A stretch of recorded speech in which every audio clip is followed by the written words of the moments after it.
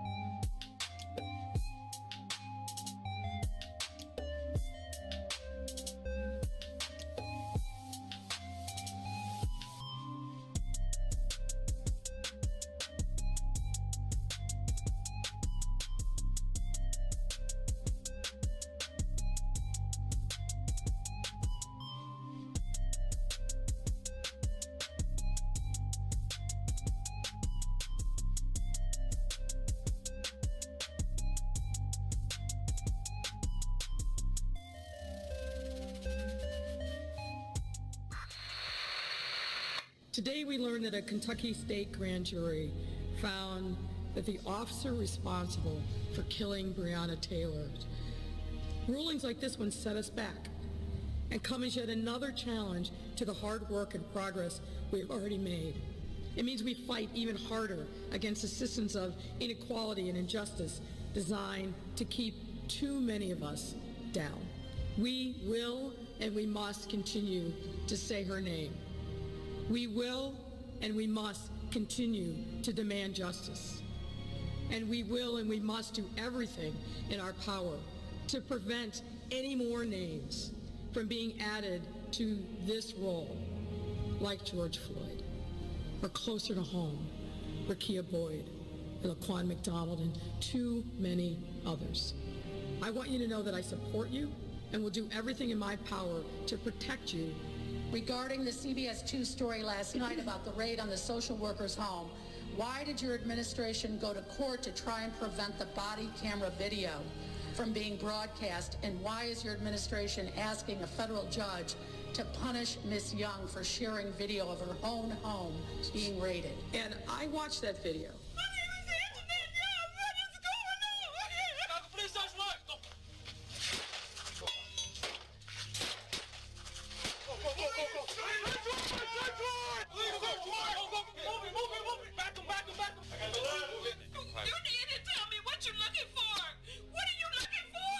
this case was litigated in federal court. The federal judge put in place an order. There's allegations that she has violated that.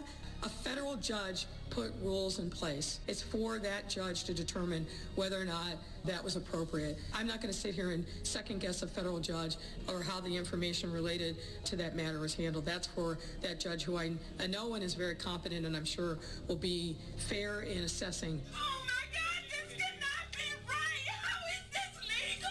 Because COPA has not yet made a decision in 22 months on this. I just, look, we got to fess up and we got to clean it up. You have the wrong place. You got the wrong house. You got the wrong house.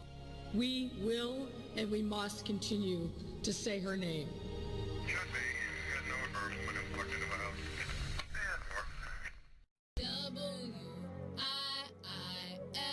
WIIFTBP, media's just for you and me. WIIFTBP, media's just for you and me.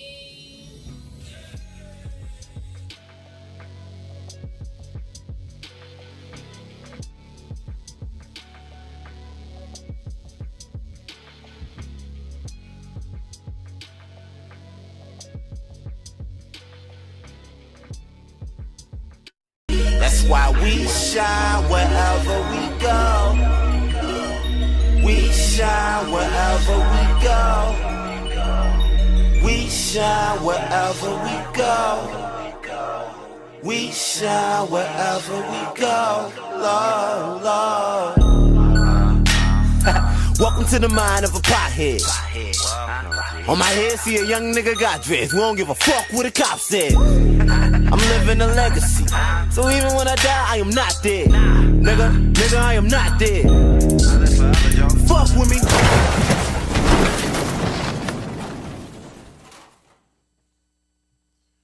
Great afternoon to you, wonderful people. Welcome inside the What's in it for the Black People Media Studios alongside Tucson Warner. My name is Herb Howard. This is I Said What I Said.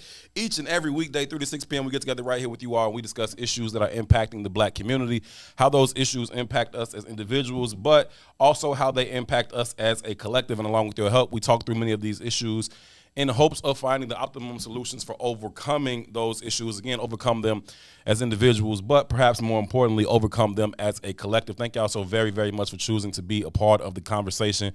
We greatly, greatly appreciate each and every one of you. As always, your input is valued. It is certainly appreciated. Anything you want to add to the conversation, feel free to do so. We will read through as many of your comments as possible while we go through the show. We would kindly ask you, please take a quick second to share the broadcast.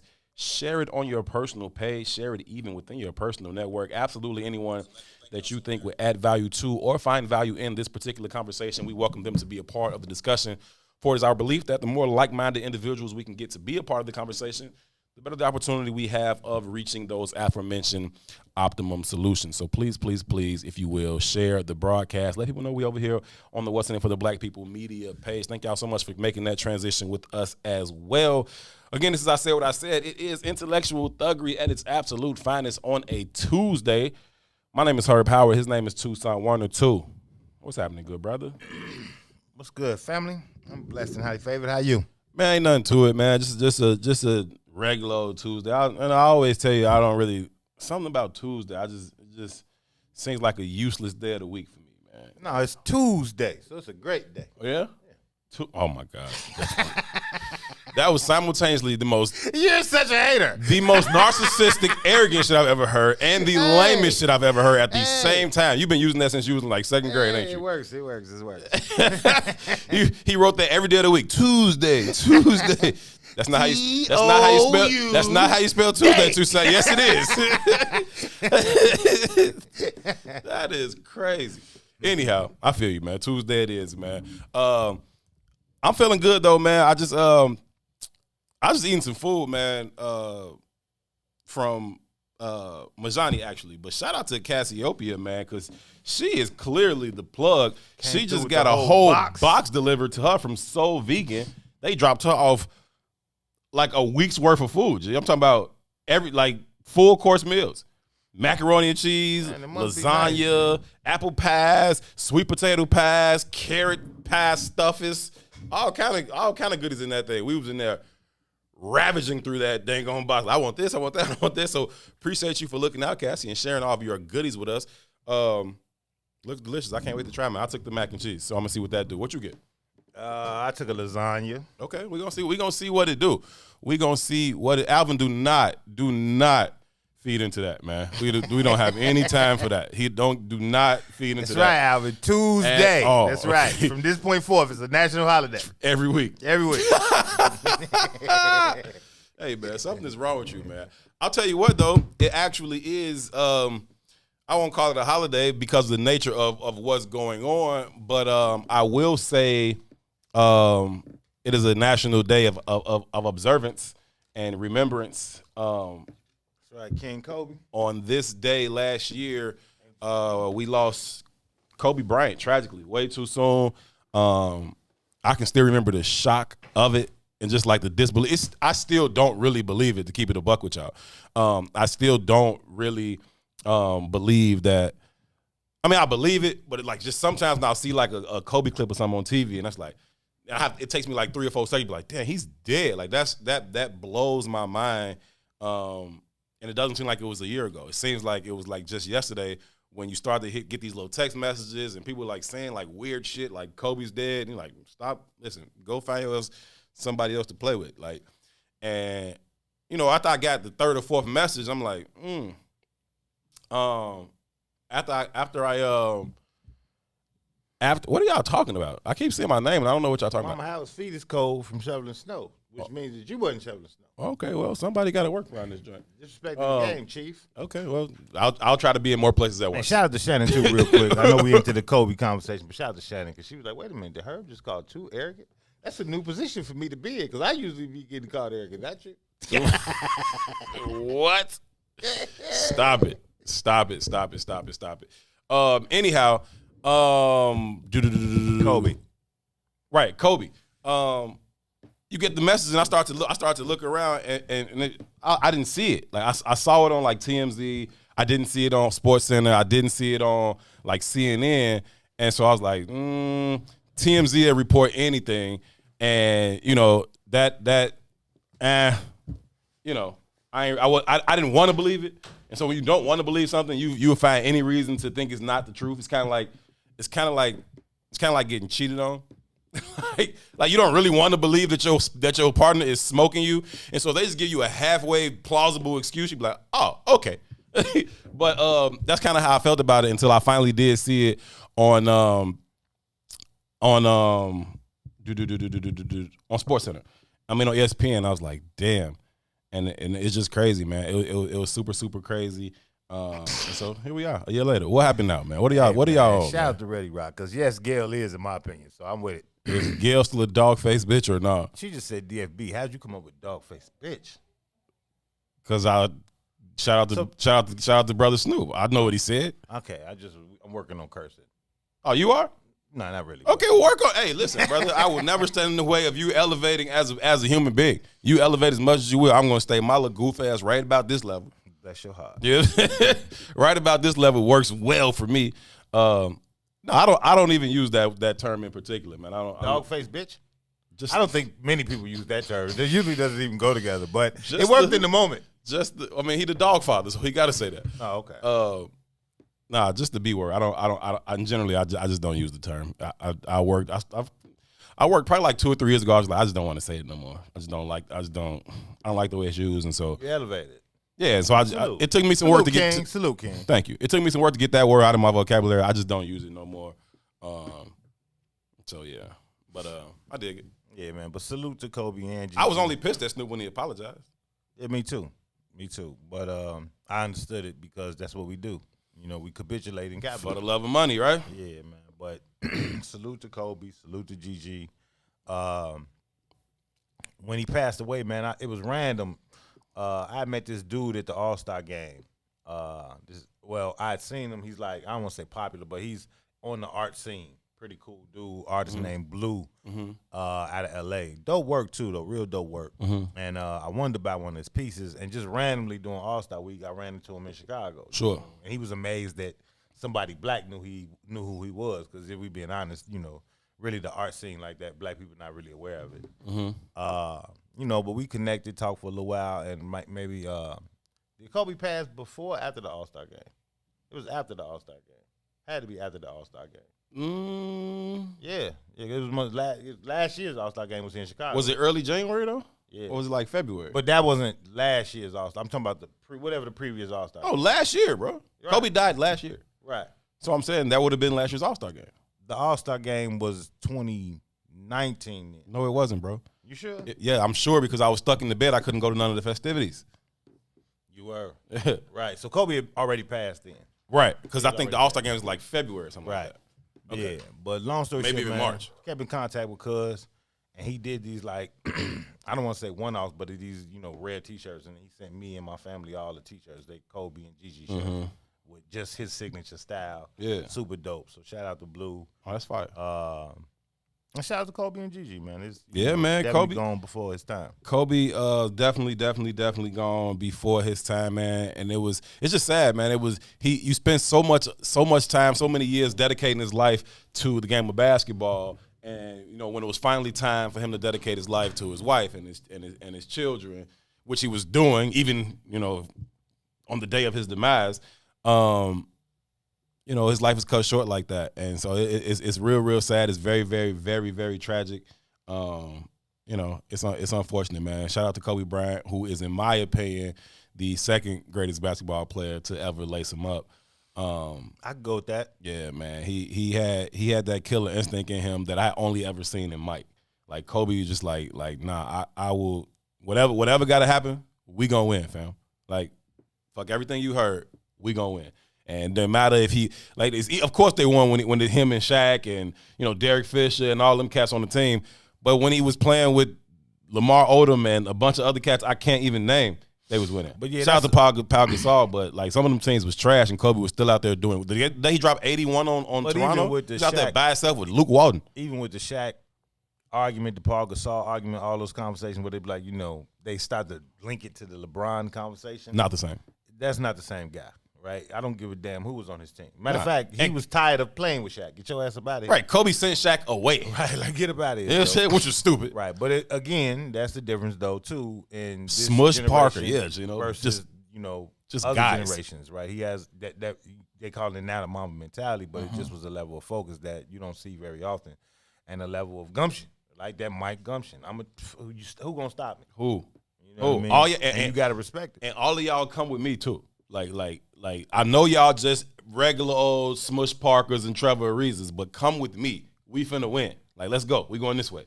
And he was just like that, man. I was actually talking to Gino about this, I think, about him dropping 81. And Cats ain't gonna, you're not gonna see Cats drop 81 again, bro. That's not a real thing no more. And to me, I would say that was probably the greatest scoring exhibition in the history of the NBA. Now, that's no disrespect. You won't see 81 like he dropped 81. I don't think you'll see it again. I don't necessarily agree with that. I think maybe you can see it from like Devin Booker dropped like 70. Steph dropped like what, 68 last? Yeah, 2 weeks Steph, ago or Klay something Thompson might catch fire like that and drop it, but I don't even think so because again, like for you to get 80. Nobody else on your team got to be worth too much. You feel me? Like, nobody else is really scoring the ball. When Mike dropped 69 on Cleveland, like 89 or 90, nobody else was nice like that. Scotty wasn't even cold yet. You know what I'm saying? Did they win that Cleveland game? Yeah, they won. I think they won because Stacey King hit a bucket. One bucket or something. Yeah, when Mike dropped 69, they won. When he dropped 63 on Boston, they lost. You know what I'm saying? And you could obviously, Wilt Chamberlain dropped 100. So Gene said that's dead too. But the reason I disagree is not because it's not. Mm-hmm. Because the league itself is trash, right? And the league itself, the game is changing, right? Mm-hmm. So, the league is about selling tickets at this point. So defense is a rarity, right? Yeah. Being a defensive player now is a damn skill. Yeah, but I mean, you just look around the league, who's able to score, who's capable of dropping 80, right? So you instantly, I start with Kevin Durant, whom I think is the greatest scorer I've ever seen. I think he's the best pure scorer I've ever seen. but he plays with James Harden, who's going to put the ball up 25 times every night. And they both play with Kyrie, who's also going to put it up 25 times a night. Like, I don't see nobody else being able to just drop 80 like that, and they on the team with another dude that's capable of dropping 80. You know what I'm saying? It's just not a thing. Yeah, I just disagree though, right? Because of the defense. Because of the entirety of the league. It's just set up for putting up points. It's a damn highlight show. Yeah, but they all play together is what I'm saying. You know what I'm saying? All these super teams, how you going to drop 80 when your other team... But we're talking present tense, right? We're talking present tense. One, we know KD has the capabilities. One, we know Steph has the capabilities. Sure. You know, we know Devin Booker has a shit. Dame Dollar got the capabilities. Sure. You know what I mean? Sure. And what we see out of them is, one, they're skilled at a very high level. But two, the game is just a softer game. It's a different kind of game. Yeah. The game is centralized around scoring. Yeah. Right? So maybe... not today, maybe not tomorrow, but if the game keeps going in the direction that it's going in, I don't think it's going to be unheard of. I think, what was the damn Brooklyn game? It was a Brooklyn game this year. They scored like 150 to 147, something like that. Here, yeah, they going back to them old school scores. You used to see scores like that back in the day before. You know what I'm saying? But even like you talk about like Wilt Chamberlain dropping 100, right? And that's no disrespect to the dude. Like 100 is 100. But Wilt Chamberlain was Shaq in a time where everybody else was Steve Kerr. You know what I'm saying? Like, you got to drop 100. That's 50 dunks for you, sir. You can't disrespect it. I'm not disrespecting it, but it's 50 dunks. You feel me? Like, it ain't that crazy. You know what I'm saying? And you know what Kobe was doing to that Toronto Raptors team was crazy, man. Shout out to that commercial. That commercial they made with him and Jalen Rose. Yeah. Where he come in the restaurant. 81. He like, "What's up, Kobe? How you doing?" He like, "I'm good, man. How you?" And the server come around, and Kobe like, "Oh," and the server's like, "Hey, you want any olives in that martini?" He was like, "Yeah." He was like, "How many you want?" He was like, 81. I like that a lot. Jalen Rose like you want to cry, man. So anyway, man, rest in peace to Kobe Bryant. A mentality like none other, man. A competitor like none other. One of the greatest we've ever seen, one of the greatest we ever will see. A life cut short way too soon. I was looking forward to seeing all the things he was going to do post-basketball, man. If he was going to be like a good GM or a good coach or a good owner potentially or something like that, which I tend to doubt. I tend to doubt that a player of his greatness can be a good coach. That's rare. Like, I don't think Michael Jordan could be a good coach or Kobe. Their expectation, their demand is too high. What they expect people to be able to do is only some shit they could do. And so like you can't just get regular cats to go out there and be Kobe. And so very few great players have been good coaches. Larry Bird had a little success with the Pacers, but they just had a real good team. Once that team was kind of old, he didn't really have much success as a coach no more. Magic Johnson, you know what I mean? Like, it just there wasn't really. I've never really seen that from those type of players become great coaches. But I still want to see what Kobe had in store for his next chapter in his life, man. But we'll continue to lift him up and honor his legacy, not only on the day that he passed away, but also on his birthday, and then also on August 24th. Is August 24th like International Kobe Day? 8/24.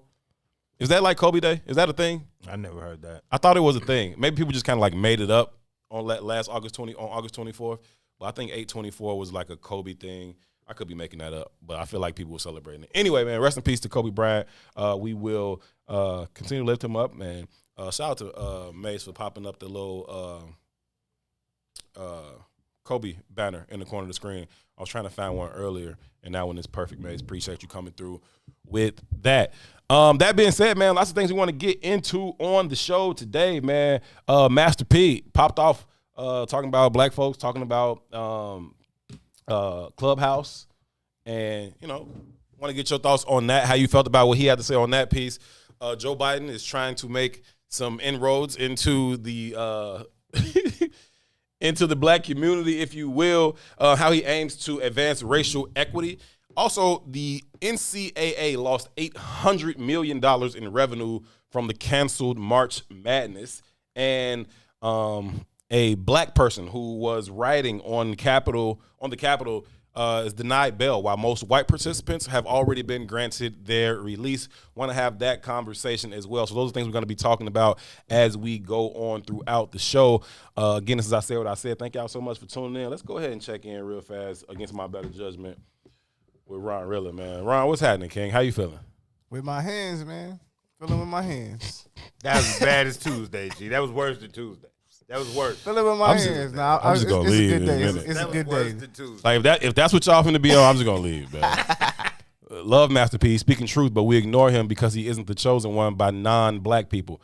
I agree with you. I agree with you. I agree with you. I agree with you.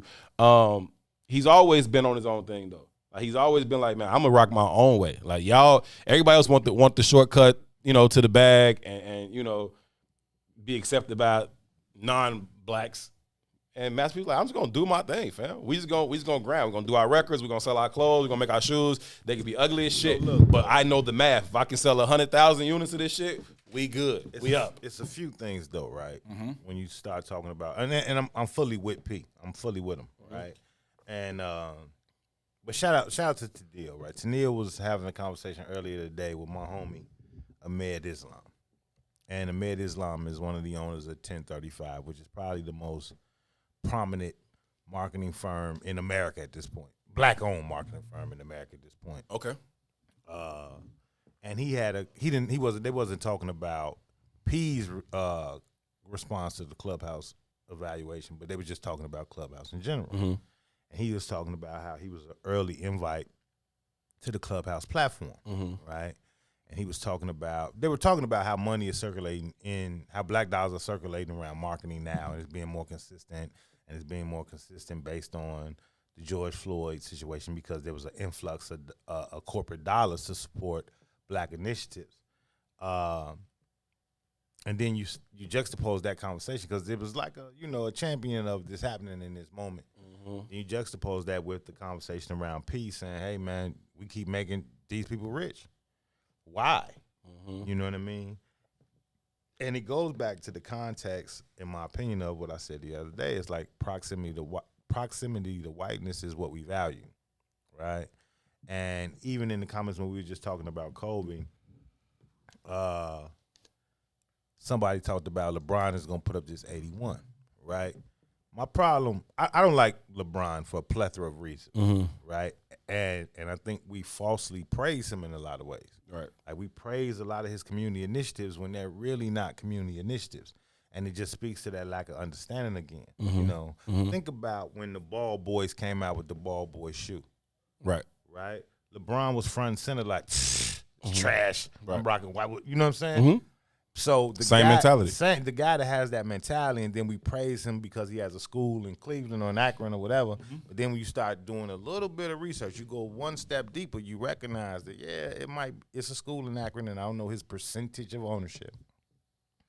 But the curriculum is the same as every other curriculum. Same public school curriculum.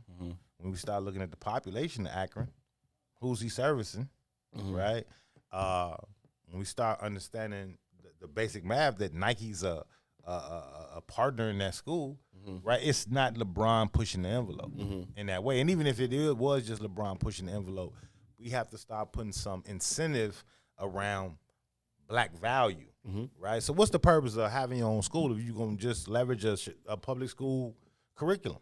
What do you get different out of that? Right. You know what I mean? It's a different building. I don't get it, right? So if you specifically anchoring yourself into our community, it needs to be different. So going back to Clubhouse, Ahmed was talking about he was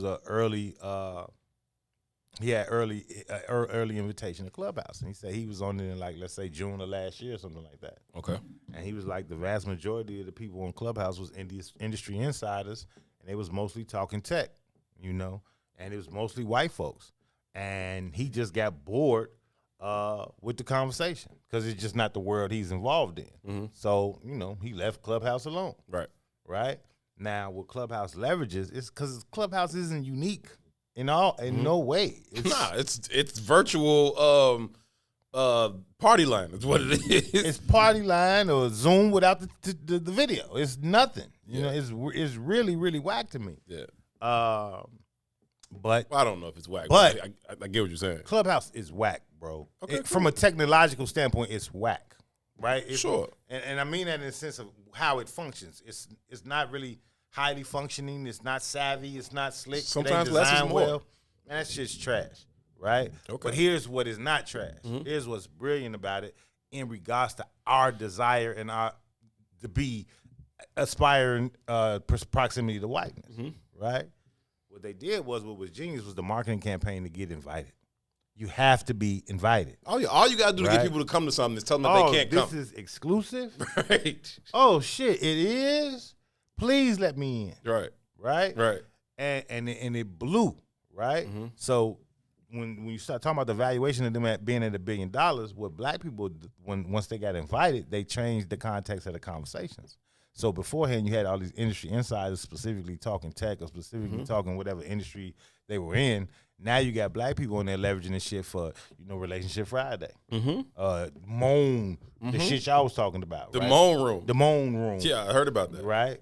Yeah. So, but again, we don't see that or we don't understand that in regards to like building capital because we fully don't understand capitalism, right? But we'll reflect on that and say, look at our consumer power, right? But be clear, there's no such thing as consumer power. That's a falsity Why? because you don't have any power as a consumer. The builder has power. Period. The producer has power. I disagree. There's no power in buying. I disagree wholeheartedly. You can disagree all you want. Yeah, because Where's the the consumer power has all in the buying? power. You can make whatever you want. You can offer whatever service or product you want. If I don't come get that shit, you wasted your time and your money. I got the power. Where in do you this. have power though? To not give you to not consume. That's my power is my choice in consumption or not. That's my power. Again, so when we start talking about our value, when we start talking about valuation of company, right, and we say consumer power, because we relate that to how much equity we have in the society. We spend this much money, right? But if you don't produce shit, Sure. you're just spending money. You have no power. That's a subservient position. It's a subservient position. I'm saying the power comes in your ability to not consume. You know what I'm saying? I don't have to give you my money. That's where the power comes in. And I know what you're saying. I get it. But what I'm saying is there's no power attached to you giving me your money. It's not. It's not power attached to that. You don't have a decision. Great example of breaking it down in layman's terms. I used to hustle clothes, right? Young guy, right? And I'm a designer by nature, so I would design all my joints, I did all the work, period, right? And I would go to these trade shows back and forth and back and forth and back and forth, back and forth. And nobody was buying my shit. So it was irritating me, man. It was irritating me, and I started to really fully functioning, understanding the retail industry, right? So let's say back in this day, Breyers was like the hot store in Chicago, right? So you just to juxtapose it, because I don't even remember the names of all the stores. But if we took on, what's the hot youth store today? Champs. I really don't know. Whatever. You get five. If we name 5 of them, Right. all of them people are at the trade show. All together, they buy together. They buy their product together. Sure. Right? Right. Because it's cheaper in bulk. Right? They come back to Chicago, and we, in our minds, are thinking we are setting the trends. But you're not. Right? It's a maze. You're being told what to buy. Unconsciously, you think you're making something happen, and you're not. Right. You're being told what to buy. Shit that was being offered in D.C. at the time wasn't even being offered in Chicago. Because the buyer, the retailer, decided this is what we're going to push because we can get this for this number. And we made X, Y, we made them more money. You didn't have no choice in that shit. You're going to spend. It is what it is. It is what it is. We know you're going to buy a coat. These are the coats we're going to offer your ass because this is what we want to offer your ass. You don't have any power. I think it's a lack of the consumer recognizing the power that it does have. Like being ignorant of your power is not the absence of that power, right? And so I do agree with that. Most consumers are ignorant of our power. That doesn't mean that power doesn't exist. Just because we don't utilize it, just because many of us don't know we have it, doesn't mean that it's not there. The consumer can shut down any fucking business we want in a month. That's the power that the consumer has. Now, whether or not we yield that power, like will that power or not, that's a different conversation. But it's there. That's what boycotting is about. It is the consumers recognizing their power and putting it to use. Just because we don't do it often doesn't mean that power somehow goes away. The power still exists. We just don't tap into it. So listen, Tennille says this conversation proves the power of Clubhouse. Even those not engaging are talking about it. Where's the black alternative to help redirect the engagement? How do you feel about that statement? I agree with it. I mean, like, all publicity is good publicity. You don't like me, but you fucking talking about me. Like, you my biggest fan. You a great fucking hater. You don't like me, but you talking about me. Cool. I agree. I agree with Tennille on that piece. I also think that the platform could be useful. I think that What's in it for the Black People Media should start a club in Clubhouse. And talk on that shit all day. Though? Does it prove the power of Clubhouse? It proves its relevance. Now, power is again semantics in the words and shit, but like their relevance to pop culture right now, solidified. G. Like, I can't tell you how many people kept calling me talking about this damn Clubhouse shit. But I'm asking, I'm like, what is Clubhouse? Now, you got to get on it. So I finally downloaded the app. But I'm asking a different question. Does it really prove the power of Clubhouse? What do you mean? Or does it prove the lack of power of the black consumer? Right? Because here we are building these platforms. Facebook used to be just a college conversation. Black people get there. Now it's shit. Top 5 businesses in America, probably. In the world. Right? So we can build, and that's kind of what P's saying. We can build these platforms from a value standpoint. We make them valuable to the world.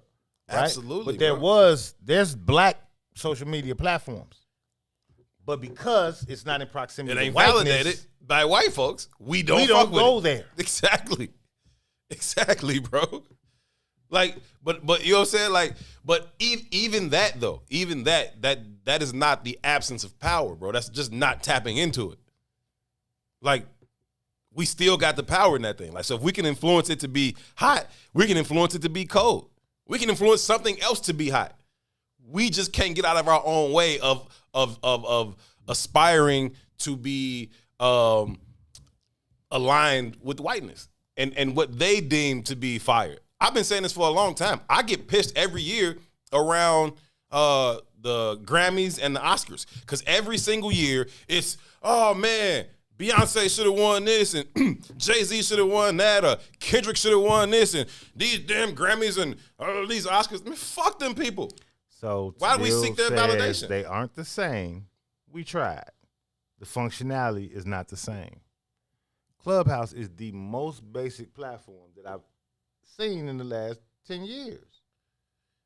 Yeah, no, I don't. Now that part, I don't agree with. I think it's about what we decide is going to be fire or not, bro. Period. Like, it's because I see cats walk up and down the street all day long with ugly ass shoes on, but we've made those ugly ass shoes fire, and so people wear them all day long. And then it's much better shoes out here. Whatever reason. Yeah, it's much better shoes out here, but them the ones that we decided was fire. So everybody, big fat ass clown shoes. They all look like clown shoes. I hate them all. Any of those fat ass shoes, pick one. Hate them. Like all of them. And then like, soon as I be like, you like these? And all them shit's hideous. Man, I paid $650 for these. I don't give a shit if you paid $16.50 for them. You wasted your money, fam. That shit is trash. Man, I'm with P. Period. But if we make it fire, it's fire. It don't matter if it's the best. It don't even got to be the best. But I think that's part of it. I think that's part of the illusion, though, right? Yeah. We oversaturate shit. People talking about Master P's noodles, dog. Like, people that want to hate on him, he got his noodle line, right? And people talking about bootleg noodle. Fam, it's noodles. What's a bootleg noodle? You know what I'm saying?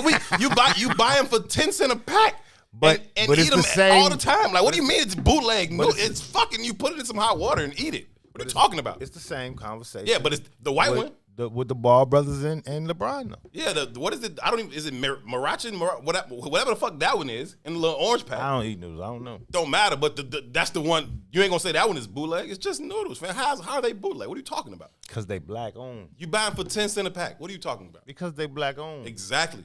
And that's kind of the point I'm making. It's still in proximity to whiteness. It's only valuable if someone white stamped it, and then we can oversaturate the shit. Hence, makes us the most powerless motherfucker in the equation. right? We just a servant. It's still a slave mentality in my mind. We could justify it in whatever way we want. We could say it's not as functional. We could say the shoes aren't as cool. We could say whatever we want, right?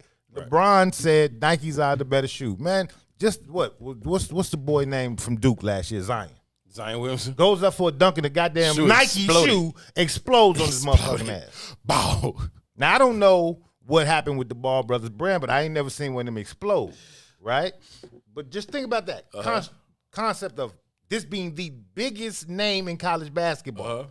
This being arguably the top 2 basketball schools in history, right? Sure. On a national television. No debate. How long did that Nike how long did we have that Nike, this shoe exploded on the top player's foot conversation in comparison to the Ball shoe is a piece of shit? Yeah, not long, fam. Not long. Yeah, because white people already stamp Nike. Yeah, it's already solidified. We good. You know what I mean? That's just how it is. And it's gonna remain that way until we decide it ain't that way no more. Yeah, we think the white man's ice is colder. We absolutely do. Like, until we decide that it ain't, that's how we're going to behave. The shoe exploded on him on national TV. 3 of the greatest athletes of all time ruptured their Achilles in Nikes. Kobe, KD, and me. You know what I'm saying? Okay, never mind. But no, in all seriousness, right? Like, it's not great shoes. Like, we saw Kobe rupture his Achilles in it. We saw KD do it. I did mad. Like, it ain't whatever. It's a shoe. Philip James said he was trying to sell them shoes for like $500 or something, change the narrative. But see, I don't even know if it's a price conversation. Wait, what happened? He said he was trying to sell, talking about the ball shoes. On the ball shoes? Sure. But I don't even think it's a price conversation, because if you really engaged into the youth culture, $500 really ain't even an outrageous price for the kind of J's they be copping. No. Like, you go to, I can't even think of the name of the joints. I would never spend the kind of money they spend on sneakers, but these are like normalized prices. They got Jordan coming out next March, and the women's 6.5 is $450. Yeah. You know what I'm saying? It's insane. So, like, it is what it is. But also, I don't disagree with, you can enter a marketplace one of 2 ways. You can either come in at a low price point to try and pull people in, or you can come in at a high price point and see who's gonna rock with it, right? And they came in high and say, let's just put it up here. Because what happens, right? I can come in and sell you a shoe and put my shoe at $100, or I can come in and put it at $500. And so at $100, if I need 100 people to buy my shoe, at $500, I only need 20 people to buy my shoe, and I'm good. And, you know, however you want to come at your business plan, that's how you come at it. I'm cool with it. Nipsey Hussle sold an album for $100 and sold 10,000 of them joints. Well, he sold 1,000 of them while joints. simultaneously selling the same album for $10. Exactly. Right. Mm-hmm. So, you know, it is what it is. It's how you value Nipsey. Exactly. It's how you feel about Nipsey, right? It don't really matter. Do you rock with what's going on or not? How do you feel about Nike versus how do you feel about whatever Allen Ball, whatever the daddy, Lamar Ball? Shout out to Reddy Rock. She just brought up the Stephon Marbury shoe that he was selling for like $15. Starberry. Right? Yeah, those were hideous too. But so what? But based on what? Right? Because the Steph Curry's are hideous, in his head, right? If you ask me, the vast majority of Nikes that they put out for basketball specifically are hideous. All the shoes be Huff. Right. I don't like I don't like any athlete shoes now. I used to like some athlete shoes. Obviously, I used to like Jordan shoes, but Deion Sanders shoes used to be fire. Barry Sanders had some fire shoes. Patrick Ewing had some fire shoes. Like, it was some shoe. Who? Bo Jackson had fire shoes? Yeah. I don't really remember those, but like Griffey's. Penny had fire shoes. Gary Payton had fire shoes. I bought some Starberries just cause. Yeah? Right? Because I just supported the idea. Right? Yeah. I was gonna buy some ball shoes just cause too, but I wasn't gonna pay the $500. But I wouldn't pay $500 for no shoe. Yeah. You know what I mean? Yeah. But on some support shit, I fuck with what you're doing. I see the concept. I like the idea. I'ma rock with you. Yeah. There's a difference though when the premier player in that league says, man, makes a joke of the shit on national television. Yeah. Specifically when on the back end of that he's saying, I'm the black example of black business or black masculinity or black upwardly mobileness, right? There's a different thing there because it confuses the reality, right? It's like this concept where we have Ken Griffey had where we have, shoes. but see, this is the bullshit, and this is what we don't understand. Like when we talk about Jay-Z owning Tidal, no the fuck he don't. Like we talk about Oprah owning whatever that TV station name. No the fuck she don't. right? What they are doing is licensing their name. But to us, the public, we look at that shit like, look at the advancements we're making in life. That's not true. Puff don't own Ciroc. That's not true. It don't take but one look at their fucking website to see who the real owners are. They're not those people. They're licensing their images and their brands. Just like Facebook or Clubhouse, it ain't even paying us. They ain't even licensing us. We're making the shit viable while we don't profit off of it, and it keeps a confusion going. I was listening to this shit this morning, bro, and it talked about this book called The America That Never Was, about how all these lies permeate on what we think happens in America versus what is real in America, right? Like a two-parent household is called a traditional household, right? If you look at the data, from the time they start taking data, the two-parent household has never exceeded 40% of the American population. How the fuck is that the tradition then? It's not even a logical statement. It's not even the majority. It's not even the majority. Right. You understand what I'm saying? But these falsehoods permeate. These lies become the truth because they keep getting pushed down our throats, and we keep buying into. And we refuse to think about these things, man. We refuse to open our minds to new possibilities, other ways of thinking, man. I think that I was having this conversation last night. Actually, like, we are powerful beyond our own imagination. Like, in terms of what we can do when we change our minds about things. Like, and the realities that we can create in our own lives, just about the way we think about things and how we go about movement and how the universe kind of responds to that. We are very, very powerful. But in order to kind of relearn or learn something new, you gotta unlearn all the other shit first. The first step is unlearning all the other BS that you've been taught since you were born, and then you can kind of make space for the other. Anytime you remodeling requires removing, or it at least requires releasing, right? And so you got to kind of remove some stuff before you want to remodel. Otherwise, the new stuff that you're bringing in, it ain't even no room for it. It's no space for it. It doesn't make sense in this space as it's currently constructed. You got to get all this other shit out first. Then you can bring stuff in to remodel. Otherwise, even the new stuff going to come in like, this don't make sense, don't fit here. Nah, it don't fit here because you still got all this other stupid shit in here. Get this out, and then it'll make sense. But we have a really, really hard time unlearning all the BS that we've been indoctrinated to believe.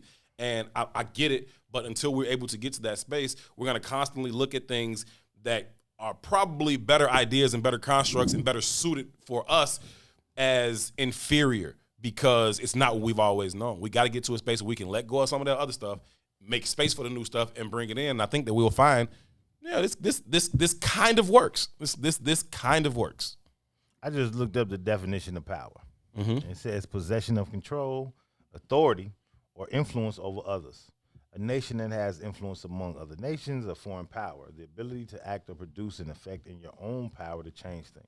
The right to do something, presidential power. Physical might, strength, the wind grew in power, just an example. Yeah, I think in totality, man, the race conversation in America is one of power, period.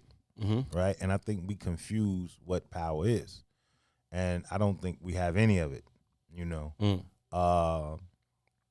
And until we start addressing the conversation from that context of what power is and how do you obtain power, then it's a waste.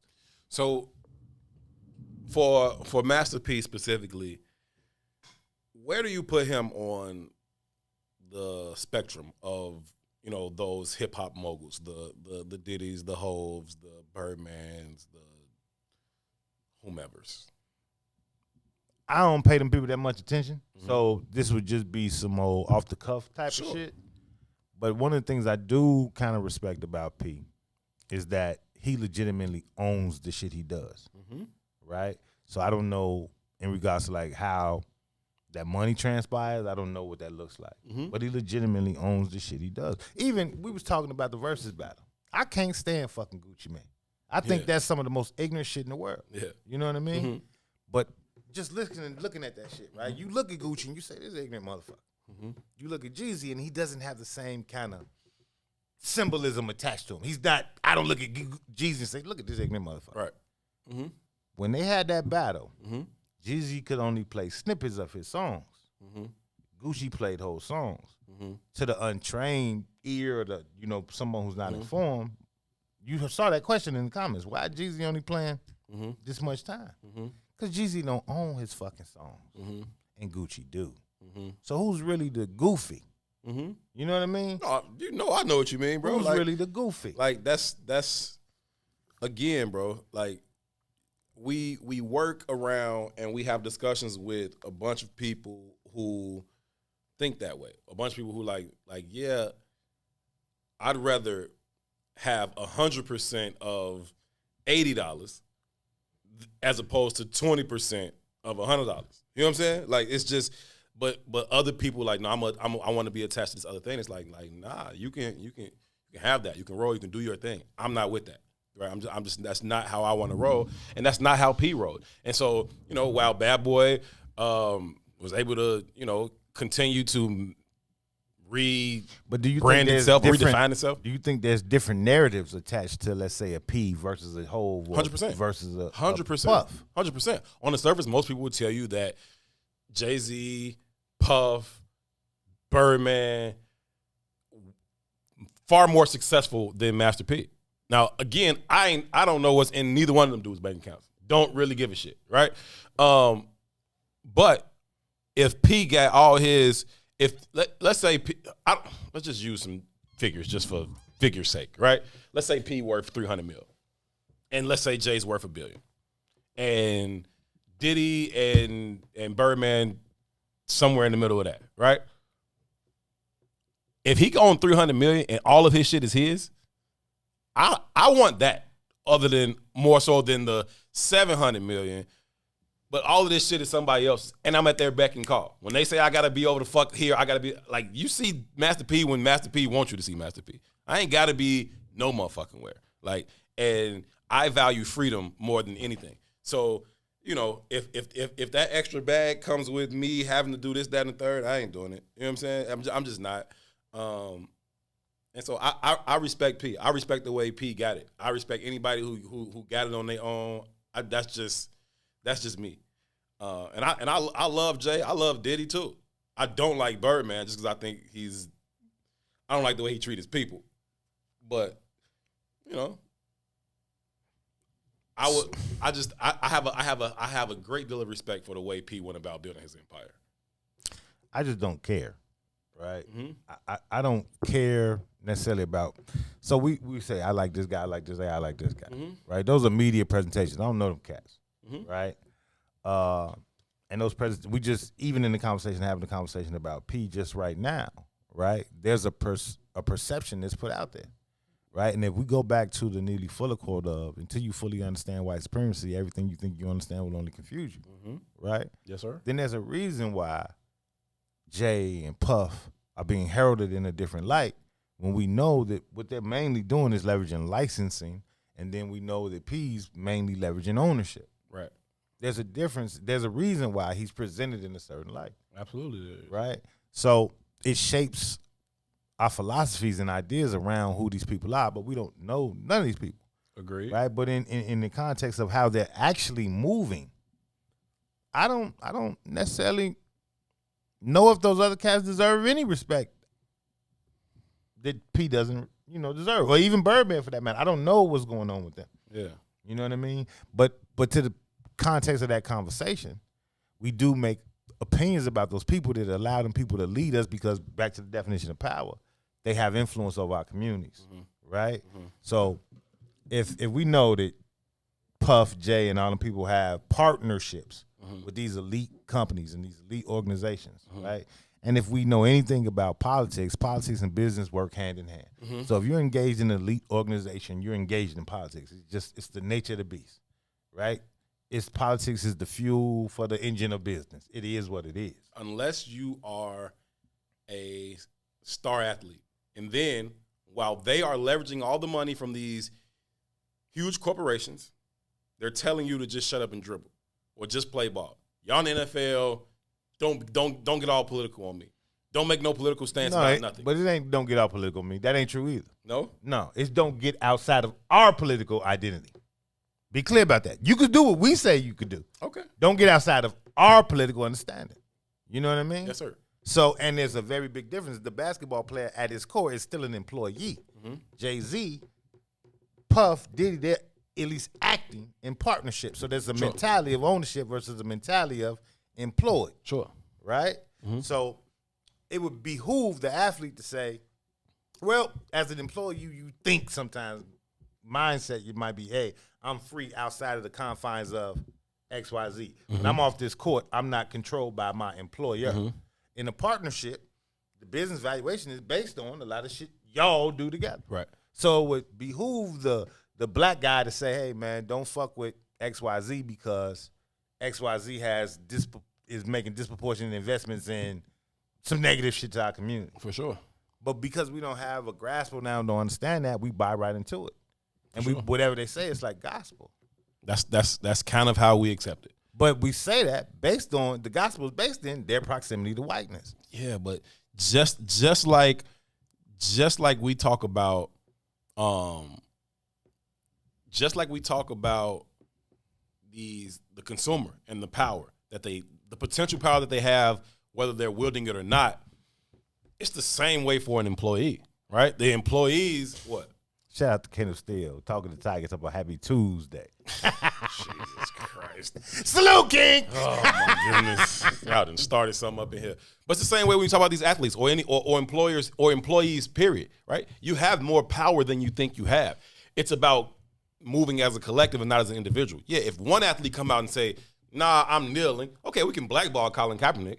If all of their ass would have said, we all kneeling, fuck what y'all talking about, it would have been cool. It just would have been cool. They would have found a way to work around it. But we don't have that type of unity. We don't have that type of commitment as a collective. And so you let this dude go out there by himself, and then they can blackball him. Y'all just gonna keep cashing y'all checks. But then you still talking about Black Lives Matter. Like, fam, make a decision. That's all I'm saying. Make a decision. We're going to take a break. When we come back from break, I want to have this conversation about these athletes, right, and the power that they have. You talking about the NCAA missing out on nearly $1 billion just off of March Madness not taking place. What kind of bargaining power does that bring those athletes who make March Madness a must-see, can't-miss event on the calendar every single year? Listen, man, once those figures come out, that gives them a lot of leverage that I think they should start to use for their own benefit. Will they? See. I don't think know. They had no power. But if I think they got $800 million worth of damn power. I think that's a lot of power to have for some athletes, and I think that if they use it, they can start to get something back for all the money that the NCAA and these universities and these predominantly white institutions are making off of just them. to make this point very quickly before we go to break. Did they say the black athletes that play college ball lost $800 million, or did they say the NCAA? They said the NCAA. Right. Those black athletes don't have any power. See, you're wrong. You're wrong, and you're wrong, and I'm gonna break that down to you as soon as we come back from break. This is I Said What I Said, Herb 2 till 6. We'll be right back. WIFTPM. Maze Jackson. If you could make up a social media holiday, what would it be? Randy said National Don't Let No One Put You Down Day. No one. What you gonna do? So when they say something crazy, you slap them? Be like May said. Remy said a Jukathon Day. Man, we about 60 years old. I be done had a heart. You gotta get your heart rate up. Okay, not that far. All right, Mario said my favorite one. My friends and I do what we call National Call Off from Work Day. As a business owner, I don't. You don't like that, yeah. I don't like that. Because I'm the boss of this family. We got Marcus Garvey Day from Remy too. Oh, Marcus Garvey Day. All right, what will we do on Marcus Garvey Day? Call off from work. I'm going to need you to go ahead and come in tomorrow. That would be great. Okay? Yeah, right. Every black holiday has something to do with calling off from work. Right. You're cool. I'm out. How about National Join a Positive Black Organization Day? Because I don't want to be recruiting. I don't want to be recruiting and the brothers be like, thank you. Thank you. How about National Tell White People the Truth Day? Tell them how you really feel. You can't handle the truth. Why don't we call that National Black People Get Locked Up Day? I'm going to tell them there's an African-American man threatening my life. Hello. The most dangerous show in the morning. Nigga, that's the court. You know what I'm saying? You see that they tearing the shit down, though, man. I remember back in the day, everybody used to be out here joking and shit, man. It's your boy, young fella, man. You know what I'm saying? Tearing our shit down, nigga. My mom, nigga. Fuck with those. 60638 to the world, blow, though. You understand? On this road from a boy to a man with no one to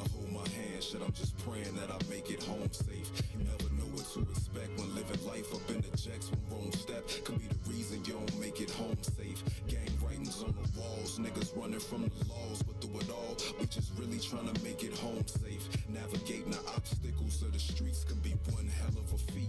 Think it's sweet, you might not make it home safe. A bunch of children of the ghetto, unaware of the shit that awaited us all. Staring at the letter CVL spray painted on walls. Was just a tender boy, son of a single mother, expecting a baby girl. Now yet subjected to this crazy world. And at this time, I'm thinking life was all Saturday morning cartoons and action figures. Not knowing that as I get bigger, that shit'll get dark soon.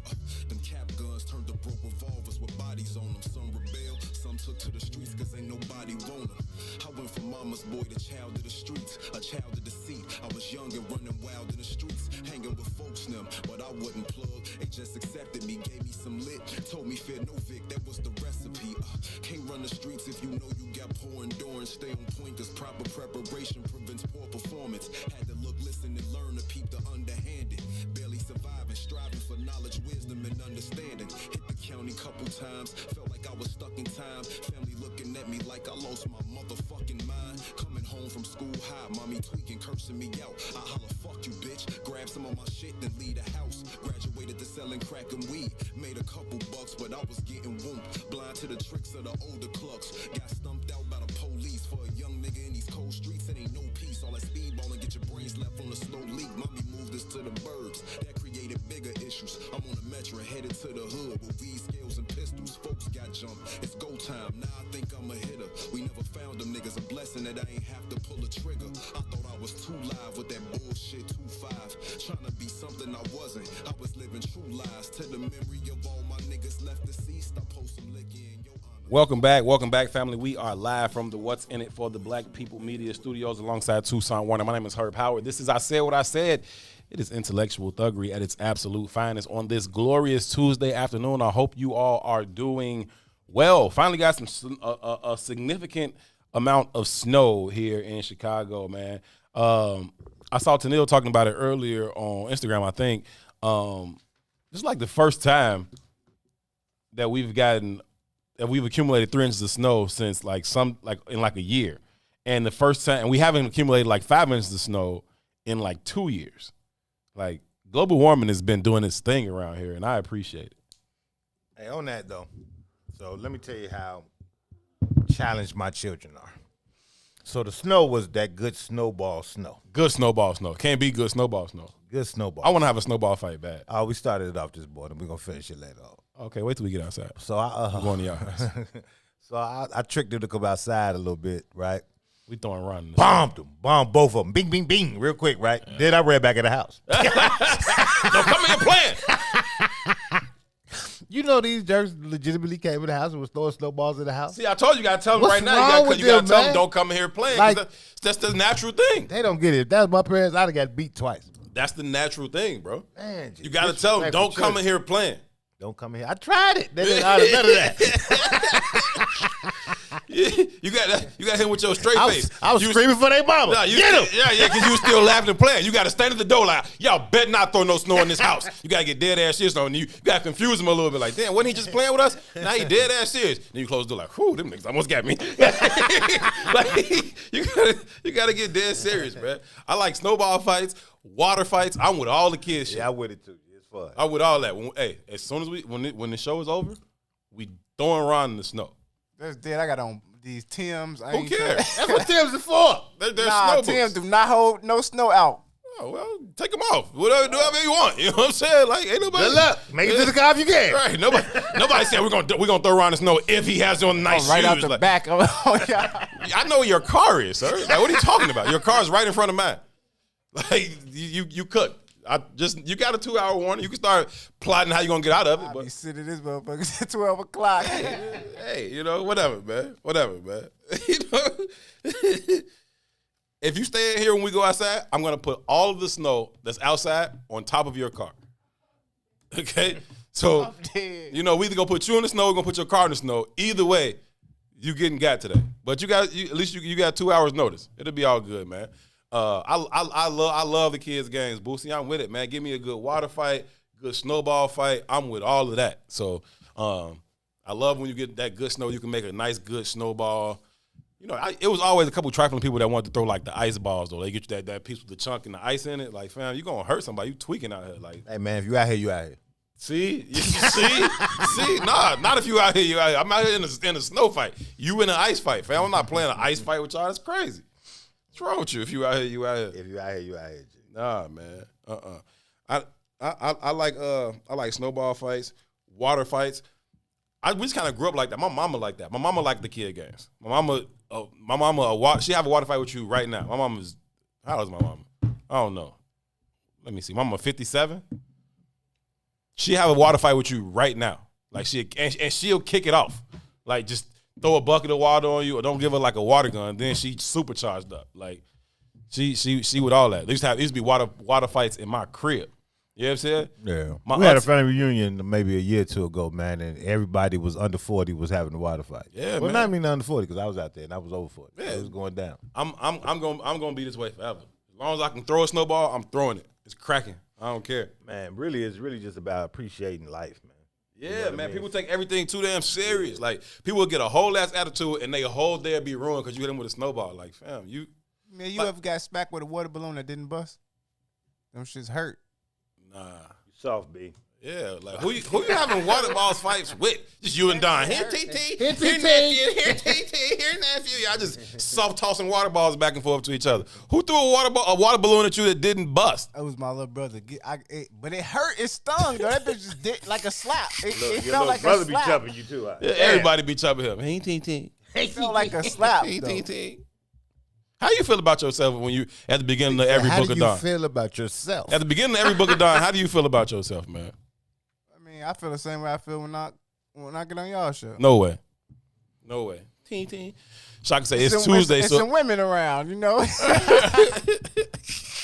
That was cute. That's cute, man. That's cute. Rod. Hey, Ting. Ugh, yuck. So back to this I throw up NCAA a thing. little bit in my mouth every time I hear you say that.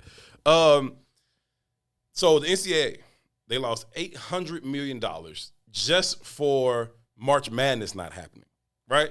This ain't the rest of the season. This ain't the holiday tournaments. This ain't the Maui Classic, Big East tournament. This ain't none of that. Just March Madness. And I would almost bet that was only television revenue. I would almost bet that was only television revenue. Nah, because that's easy. That's easy to compute. You know what I'm saying? You just look at the contracts from last year. Say we lost that. Yeah, and I'm telling you, I'm But almost ticket betting it, sales- G. I'm almost betting that's only television revenue, G. Nah. When you think about the bowl games, Yeah. like I mean, that's the majority of the money anyway. What do you mean? It's television revenue. Yeah, true. You're gonna make money off CBS putting up a $200 million bid to have the All-State Sugar Bowl more than you're gonna sell off tickets at the All-State Sugar Bowl. You know what I'm saying? But everything else, the tickets, the But it's only concessions, the one parking, All-State the Sugar Bowl. t-shirts, you know what I mean? But it's only one All-State Sugar Bowl. Yeah. Right? The NCAA tournament is a tournament that lasts for the entire month of March. Mm-hmm. So I wouldn't minimize the amount of capital they bringing off the door at all. Mm-hmm. Right? Because it's not two teams playing.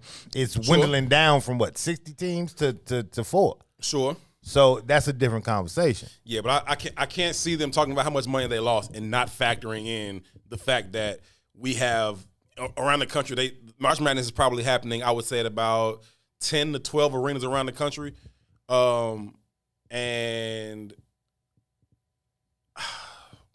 yeah, I can't see them not factoring in the fact that they losing 40,000 people in ticket sales across the country at all these different arenas. You know what I mean? Like I think they factor that into their Either losses. way, though. Either way. If they didn't, I don't whatever. I'm not, we talking about, so maybe you're talking about over $1 billion if you add in ticket sales. I would listen.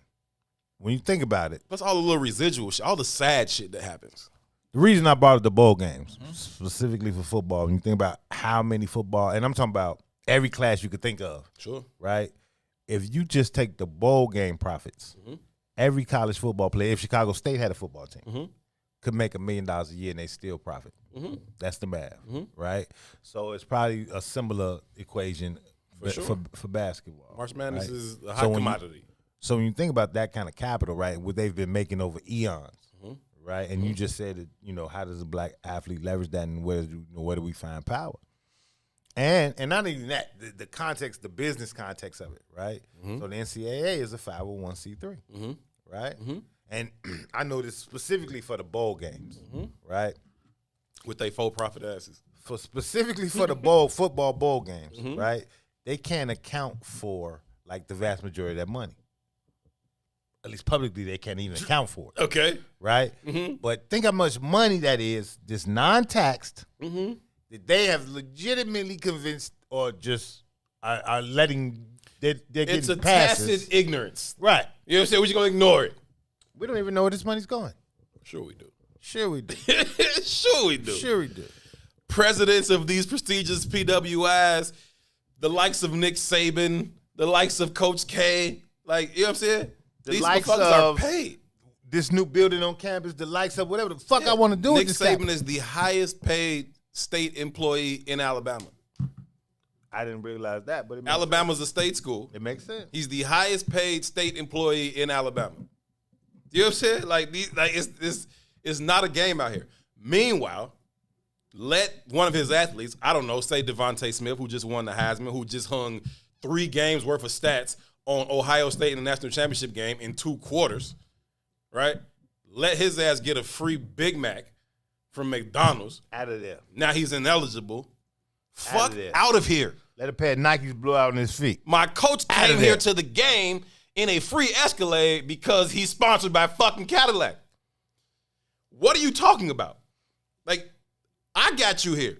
All due respect to Nick Saban and the coach that he is. All due respect to Coach K and the coach that he is. Coach K ain't made a fucking jump shot yet.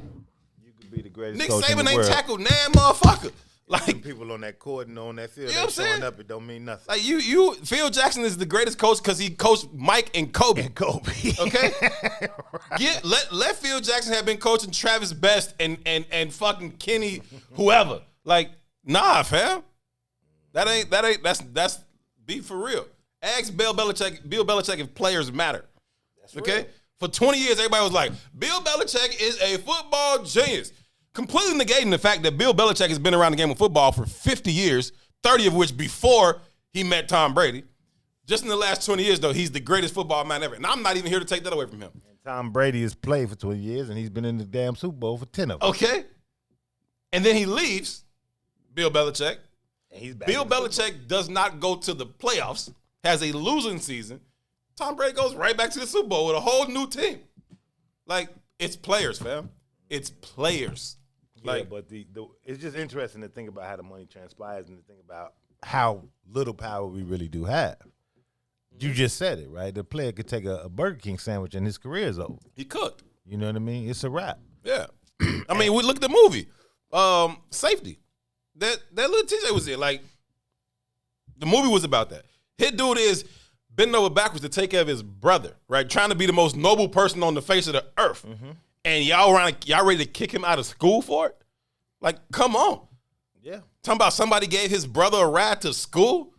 Like, cut the shit. Spent the whole season walking in the rain. You know what I'm and saying? that was a true story, right? Yeah. But that speaks to kind of the Master P conversation to me. And what I'm saying is like, we consume that. Yeah. Right? Yeah. And it's like this, right? So without college, what happens? Right now, they're starting to make other moves right now with the G League and all this other stuff, right? But the vast majority of black wealth comes from entertainment and sports. Sure. Right? We're not represented in the private sector at all. So our aspirational attitudes and behaviors try to set up our male children for sure for sports careers because that's the only place we found any modicum of wealth. Right. Right? But in order to get to this career, right, you got to give your whole life, your whole school age life. Really, because when you a professional athlete, you probably start doing that shit around 5 or 6. Them rare ass stories like, man, I started playing this when I was 18.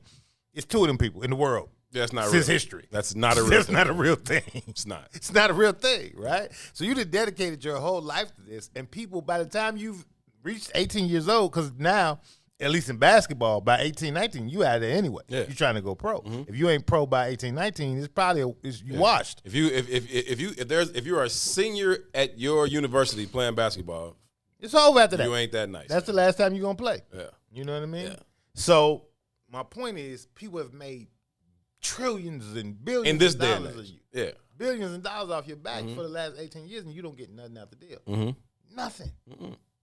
They lie to you and say they're gonna give you a free education. Right? And then even that option, we go in and we take, But you know, even that, we're giving you the most watered down curriculum possible because we need you to here play to make us dough on the court, fam. You ain't got time for you to be getting a degree in molecular.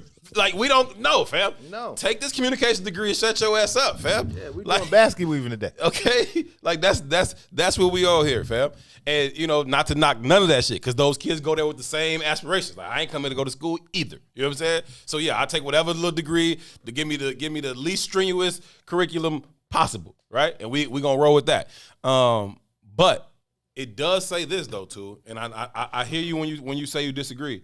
But, man, they have a lot of power, right? When you talk about those people losing that much money, to me, that says that the people that they're making that money off of have a lot of power, right? You want to make that money, cut us in. Cut me in or cut it out, fam.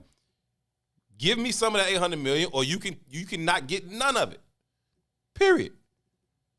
The problem with that is, while you may have a couple of athletes who are willing to take that stand, the overwhelming majority of athletes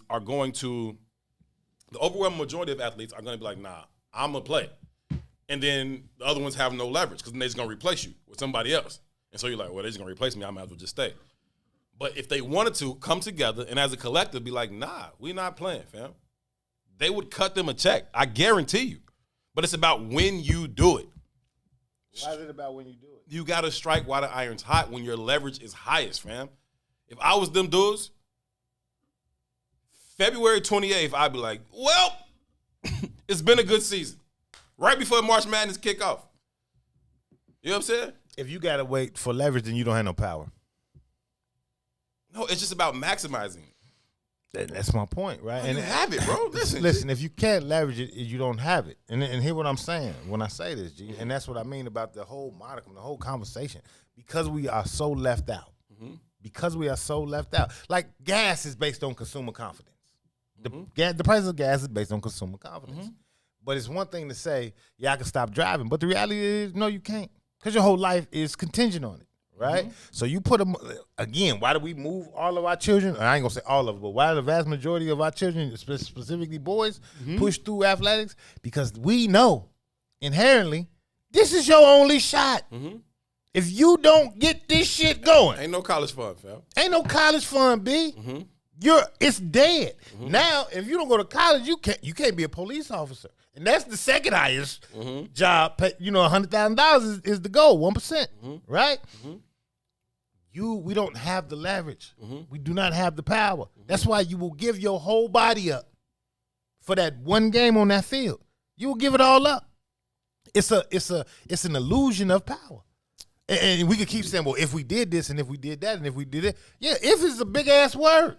Yeah, but that don't make it untrue. And until you leverage the if, then no, you don't have any power. We don't have any power. So that $800 million is a huge number. I'm happy the NCAA lost the $800 million. I'm happy they lost it. I think you should lose all that fucking money. I don't think the NCAA should even exist. You can go pro in golf at 15, right? So we know when we look at the history of high school players, right? KG, Kobe, we can go down the line of motherfuckers who are flat out going to be in the next conversation for the top 100, right? So we know that we got the skill set to play at that level. We know we can physically handle it. We know we can do all that shit. But the reason the rules are being set is because the people who do have power ain't going to allow you to fuck up their money like that, right? Hence, $100 million slave or whatever they call the book. You know what I mean? And what I'm saying is that same context is the juxtaposition of our lives in totality. We're still just higher paid slaves. And that's only for some of us. Going back to the book I was telling you about when I listened to the conversation this morning about the America that never was, right? I'm listening to the numbers. The numbers of black wealth, right? We talk about this shit today and the numbers be like, God damn, that's outrageous. In like 1970, like the number was something like 13 or 14% of black Americans didn't make $5,000 a year. Then it goes to 80, and it's like 20% of black Americans didn't make $15,000 a year. Then it's at 90, and it's like $18,000 a year. Black people, this percentage. The numbers are so outrageous, and when you think about them in context of the time. Yeah. I was alive doing all of those eras. Yeah. Right? And as an adult, I have a context of what that money looks like. Right. Now, at the time, I would have never fully would have been able to grasp that concept. But imagine being in 1980 and not busting $5,000. And there was a 10% or 12 percentile of us who wasn't busting $5,000. I hear you, bro. Right? At 90, at 90, the median was 50. Like that was not the median, but that was the top 1%. Okay. Right? So it was like between 15 and 50 was the conversation with black folks. Gee, we fucked. I get it, bro. We fucked. I'm saying that the not using your power doesn't mean it doesn't exist, G. Oh, okay. That's all I'm saying, right? Just because you aren't using it doesn't mean it isn't there. If those players be like, yo, we are not playing unless y'all cut us in, they will get cut in. It takes everybody, though. Everybody's got to be in on it. Is that a hard thing? So if I've been profiting at 100%, right? Power concedes nothing without demand. Right, and the demand is cut us in or cut it out. Or I'm not playing. Yeah. Right? Yeah. Now let's say that's a reality. Sure. Let's say every black college ball player said that. Yes. That's what I'm saying. What's the alternative to what they are going to do with their lives? They don't need one. What you mean they don't need one? They're going to get what they want. Again, what's the if you have to have an alternative? Because if the NCAA says, you know what, I fucking then we They play. won't. You can't bank on that. So let's say, yes, you can bank. You can literally bank $800 million on it. Okay, we can believe that. Because there's gonna You be. think they just gonna walk away from $800 million? You think it's gonna be another group of people that ain't gonna come right behind them and say, man, fuck what they talking about. I ride. Who gonna watch it? Anybody who wants to get to the next level. Who's going play to? it? I don't care who's going to play. I say who's going to watch it. The money comes from people watching it. That's my point. Ain't nobody who doesn't got used to watching LeBron James and Kevin Durant play basketball finna watch fucking Brad Caruso play basketball. Why wouldn't what? Why wouldn't it? Would you? Think about how we praise the Euro player right now. Think about how let's be honest. Bro, Think we're about talking about a few of them, bro. But when they get here, they become the standard. A few of them, bro. But when they get here, they become the standard. Oh, bro. A few people, G. Okay. A few people, G. Okay. So, but if it's a negotiation, both sides have a negotiating point, right? They have a basis of negotiation. Sure, they'll pop off. So to assume that it's just going to be this way because I've decided and you've been powerless for the entirety of your decision-making process, Listen, why do you think that the other side is not going to have you're not going to have an opposing negotiation? You have to be committed to it. You got to be committed to it. So when they say, okay, well, y'all go ahead, don't play. Okay, cool, we not playing. We're going to do something else, fam. Like, whatever the fuck. I'm not finna come be a slave for you just because you said so. I said I'm not playing for free no more. Fuck you. So now I'm not playing for free anymore. I done made my decision. We talk about all the time. All it takes for you to make up your mind. Make up your mind that you are not going to play for free while they continue to cash billion-dollar checks off your abilities, your likeness, your images. I'm not opposed. How many fucking Zion Williamson jerseys did Duke sell last year? I'm not opposed. He to didn't none make of a that, penny. Bro. I'm not opposed to none of that. Okay, right? so they need to make up their mind that I'm not playing for free anymore. I'm with all that. But in all that is sacrifice. Yeah, of course. In all that, you got to have a mentality of sacrifice. Of course, but what I'm saying is you ain't going to sacrifice no more than you already are. You out here sacrificing your life and limb for them to make $1 billion and not give you a dime of it. You're sacrificing the totality of your opportunity. What do you mean? The whole goal here is to make capital, right? Which is why those parents push those kids to play those levels of athletics. To say, hey, man, I'm going to take a stand today. It's why you don't have public conversations around black issues from black business people. I'm not finna fuck up my money. So you're saying that is the sacrifice? Yes, that's a sacrifice. Playing for free in college is your sacrifice for an opportunity to go play for pro. Play at the next level. Even though less than 3% of them are going to actually go pro. When does that ever stop the how many ever millions of people to try?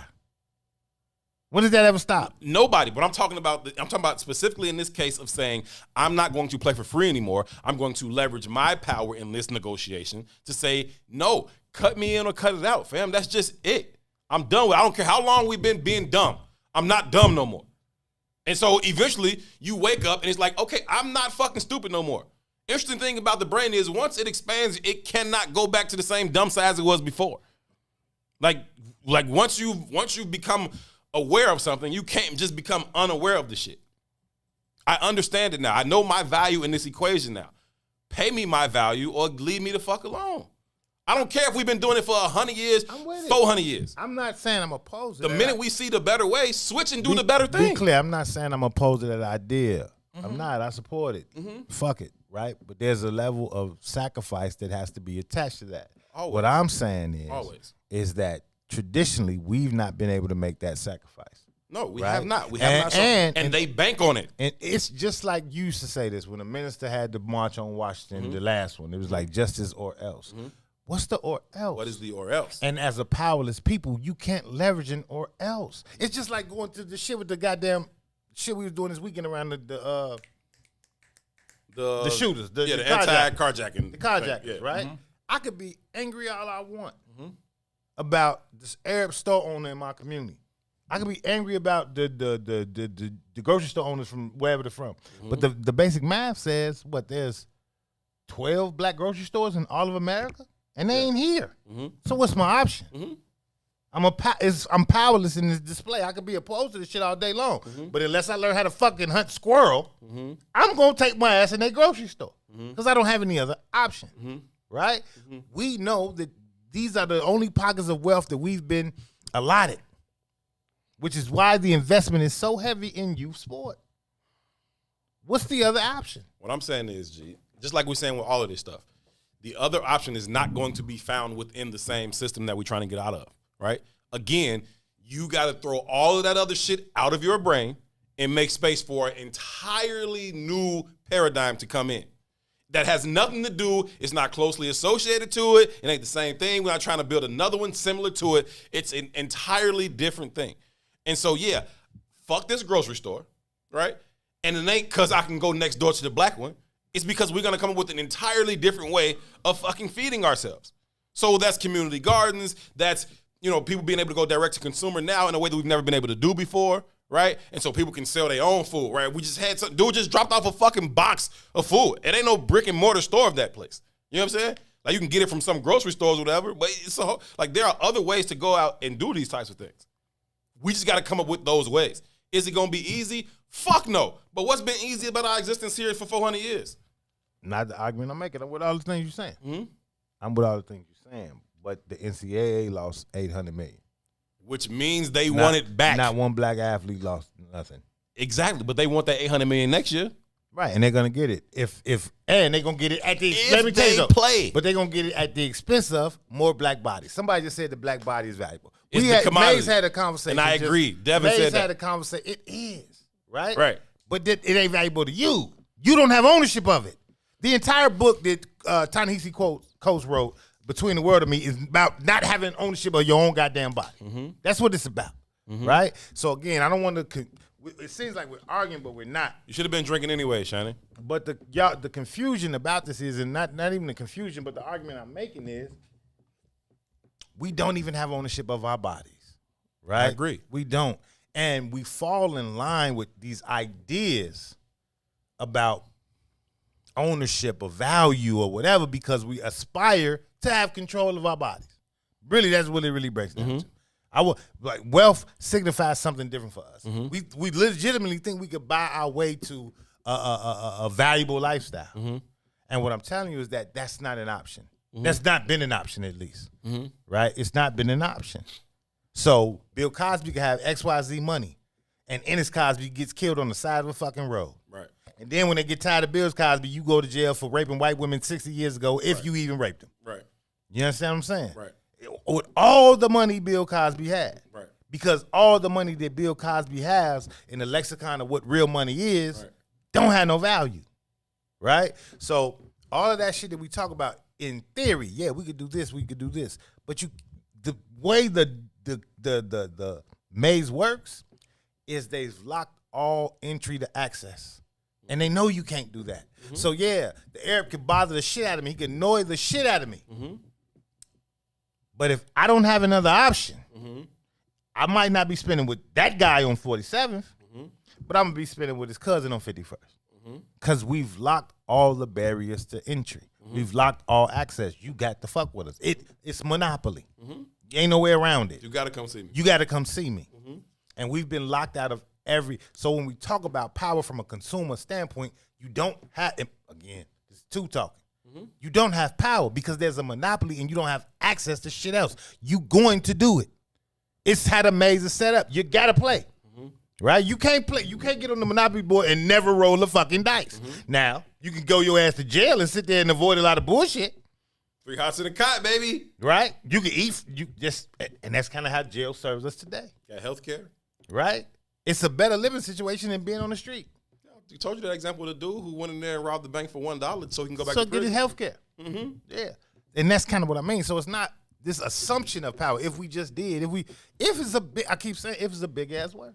And until we move in that kind of a manner or create an or else paradigm, it ain't power. All I'm saying is, bro, like we first have to identify what our potential power is. Even before we start to wield it, we have to identify where it is and what that alternative would look like. And then we got to go about the process of building that thing. It's not easy, hell nah. But I'm saying it's a possibility. Now, if we don't want to do the work, fuck it. If we just want to just keep playing and let Kentucky make all the money in the world off these young black boys' backs, cool. If that's what we on, be on it, right?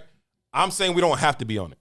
And I'm saying that as long as they are missing out on their billion-dollar industry, they're going to be willing to be like, all right, what do we got to do to where maybe we lost $800 million?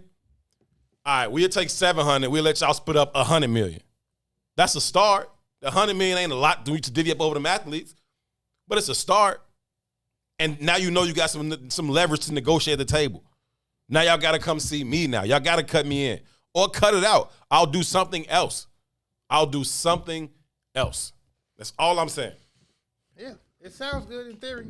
It does. Take the money away. Right? Okay. We're having a conversation right now here in Chicago with CPS, right? Where the teachers are saying, man, this shit y'all talking about don't make no real sense to me. Yeah, right? The vice president of the CTU was on the Ruth D. Moore show this morning. Right. And look here, man, I ain't really for going back to class because there's a pandemic out here, right? And we know how we feel about the pandemic and the vaccine, and we just as a community, right? And they're making these like aggressive pushes for us to take the vaccine, our community specifically. You know what I mean? But the teachers are even saying, man, what the fuck is you talking about, man? That shit don't make no sense. See how terrible the mayor looked on that pitch? Let me stop. But my point is the teachers saying this don't make no sense, right? But the reason why they're pushing for them to go back to school is because they need the economy back up and running. And that's mainly about us. Because those people who can make money from home and who make money digitally, who are mostly employed where? In the private sector. They could do that shit at their living room. So they're losing money in those public sector positions, which is usually manned by poor people, which is usually representative of us. How much choice you think you got in that? As a parent, how much choice do you think you got in that? Not much. Yeah, it's an illusion of power. Minimal choiceage. There go the mayor. She was getting her shot. You know. Yeah, praise be to her. Yeah, protect Chicago. Yes, I think everybody make their own decision. Everybody decide what's right for you and go about it. Why do they always catch the still shots of her just looking like it's be hilarious? I don't, and it always turns into a meme. Every time they catch a still shot of her, it just turns into a meme. Point is, man, motherfuckers been playing a Monopoly for, 400 plus years. You finally get a chance to get on the board and you realize the game is locked up. What do? You flip the fucking board over and say, fuck y'all. I agree with you. Ain't no negotiation because you don't have a position to negotiate from. You got to flip the board over. Yes. That's my point. You flip okay, but you can give them a chance. You just came into the Monopoly game. They've been playing, let's make it relevant. They've been playing for 5 hours. Yeah. Right? You just got there. They hella pay. You don't have no money. Everything on the board is bought. Everything's on the board is bought. You have what's the they start you off with $200 or that's what it starts off with? They give you like $1,500. I don't know what. So they give you $1,500 regularly. Okay. Right? So you don't have $1,500. You have $200. And everything on the board is bought. What the fuck are you negotiating, homie? Nothing. You fucking right. You got to flip the board over. There is no negotiation. And so that is the truth on an individual level for people in America, right? That are outside of the power construct. But on this athletic level, when you talk about the the leverage that they have based off of how much money these old white men mostly make, right? Because of how much money it is, you have some leverage in this conversation. You just do. Just off the fact that they wrote this fucking article complaining about losing $800 million in 1 month. Tells you how much they're making off your black ass. And then that should cause you to be like, damn, y'all making what off me? Cut me in, fam. Mm-hmm. And if you're not, then we walking. Okay, fine. And then I'm going to starve you to death. We're all you are, bro. I'm slaving out here, sir. No. Don't confuse it, right? Which is why the goddamn oppression here is so goddamn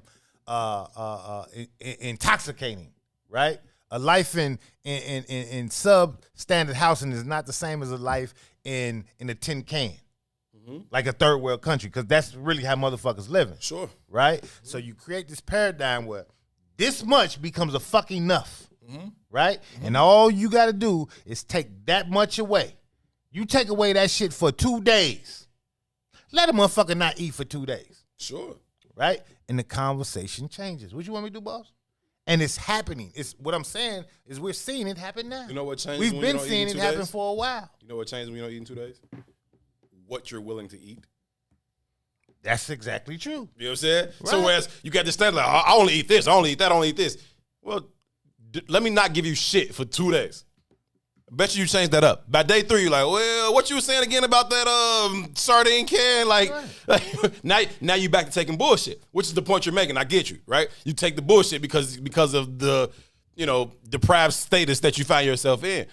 But what I'm saying is, G, when does it become about the long term? When does it stop? When do we stop being so short-sighted about every decision that we make? I'm not disagreeing with you, bro, but it's the monopoly analogy, right? It ain't even really about being short-sighted at this point. There's only one option. You got to flip the fucking board over. Because even if you're looking for the long haul, involved in the long haul is I have to eat. That's how the paradigm has been set up. And this is all they're allowing me to eat. That's it. Right? And we're leveraging the basketball or the NCAA analogy, but it's really no different than anywhere else in life. So we could take it to CPS. We could take it to the NCAA. We could take it to being a part of the goddamn post office. Right. It don't really matter. Right. You are at the whim of these decisions. You don't own your body. Back to the Ta-Nehisi Coates book. You don't have any power. You don't even have the power to ride in your car comfortably. True. You don't have the power to stand on your corner comfortably. Truth. You don't have the power. Hey, did you see that video I sent you? I think I might have. I need to email it to you so we can try to pull it up. But I think I sent it to you. I think I sent it to your Facebook. Either way, I'm finna send it to you right now. Nicole sent it to me. It's just this dude ranting about Kamala Harris and her so-called blackness. Like I said, I don't know where I sent it to you at, but I'm finna send it to your Facebook instant message thing, and you can find it in there. But anyway, and I want to show this video because the next conversation we want to have is about Joe Biden, right? It's about Joe Biden and how he aims to advance racial equity, right? And how they are leveraging Kamala Harris's blackness in this whole conversation. And there's a video with this dude, which I almost turned it off, right? I almost turned it off because one of my biggest pet peeves is for somebody to be talking to me while they're eating. It's like I can't. It's just a pet peeve. It irks me. He was eating some chicken. I think it was like a part of his bit on some blackness shit. So I kind of got it and I stuck through it long enough to get the substance of what he was saying. But the chicken eating was kind of getting on my damn nerve. I'll be honest about that. But anyhow, if you can pull it up, I do want to play that video before we have this conversation about Joe Biden and his plans to advance racial equity in America and how they plan to leverage, or how they've already leveraged Kamala Harris's blackness in that agenda. I got it up. If you ready, I got it. All right, well, cool. I'm ready. You can go ahead and play it whenever you like. Wait, something just happened. All right, I got it now. Should be playing. You ain't got it? I don't know. Ron in the production studio. Yo, that ass. Why y'all keep on saying Kamala Harris black? She not black. I got it up. If you ready, I got it. Right, Yeah, I'm gonna eat my chicken. She not black. I don't know why y'all keep on saying that shit. Hold on here. See, that shit right there, almost turned it off right there. That irks my soul to nothing hear black somebody like chewing. About no goddamn Kamala Harris. I ain't never seen nobody black with a fucking dot in their foreheads. Ain't nobody black families got dots in their foreheads.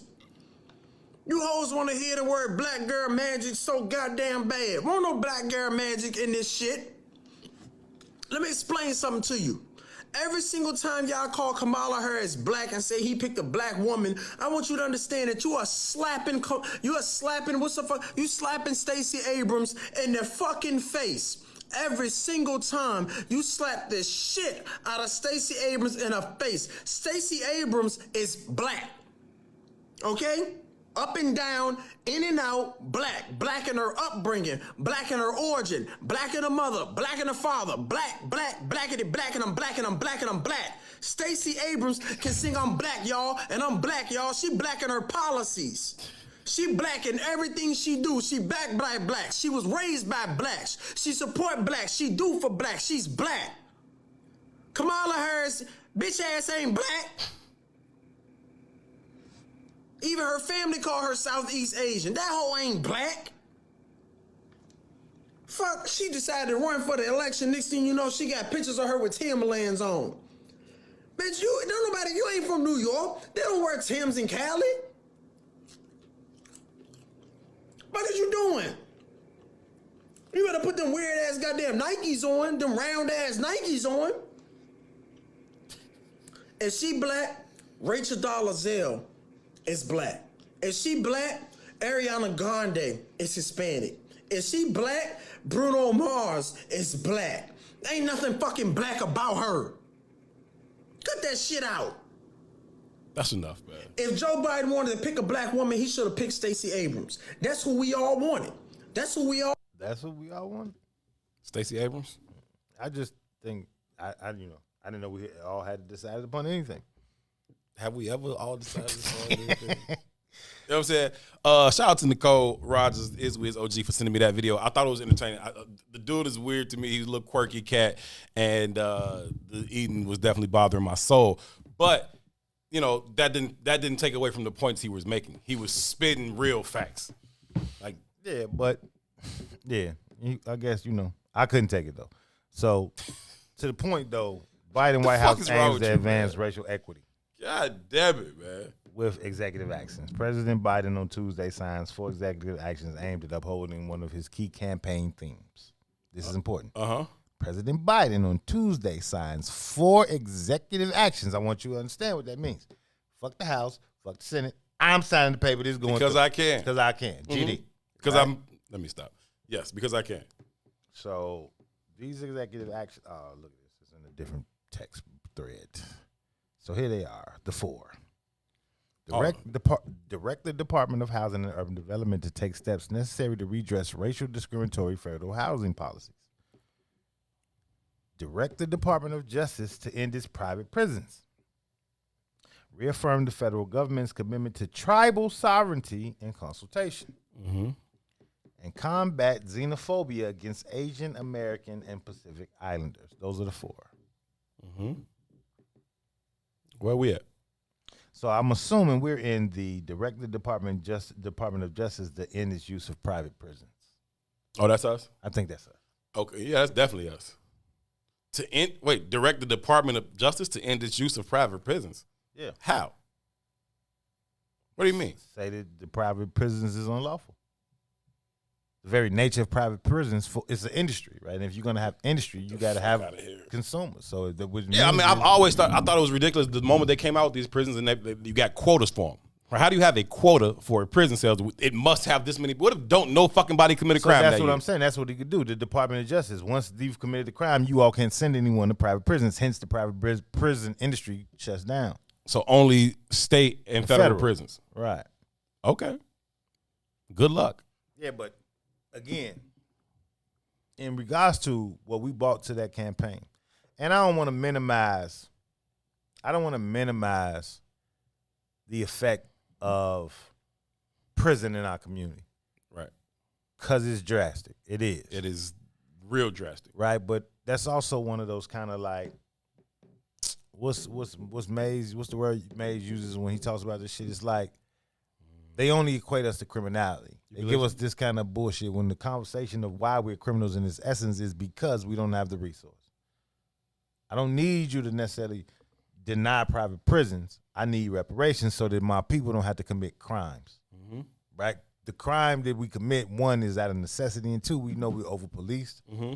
We know we're underserviced. We know all the other things that go with our community. Right? Closing down prisons does not affect the overall life of anyone in Black America. Right. Let me not say that because that's not true. Right? Maybe attached to that because if you close down the private prisons, you have an overcrowding of the state and federal prisons, and they'll send somebody's home who don't need to be up in there for real. Right. Mm-hmm. Right. So that would definitely affect a lot of people's lives. But in regards to changing the dynamic of why we are in the position that we are in, getting back to the context of power, it's not a social objective. We need capital. Our communities are under-resourced. We need capitalization. Period. There's a reason why you send your white child to private school. There's a reason why that white school in whatever white neighborhood you could think of is funded differently than CPS.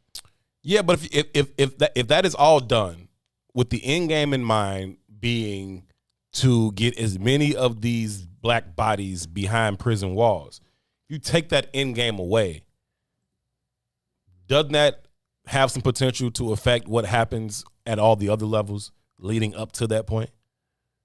Like if the miseducation, if the lack of resources, if the over-policing, if the unjust legislation, if all those things are intentionally done to meet these prison quotas, and you take that away, I tend to think that would impact everything else at all the other levels leading up to that point. Wait. I'm confused on what you're saying. If you take if all the other shit that you were dealing with, miseducation, poverty, lack of resources, poor legislation, if all of those things are done with the end game in mind of locking these Black bodies up, if that's no longer an option for you, doesn't that then impact what happens at those other levels leading up to that point?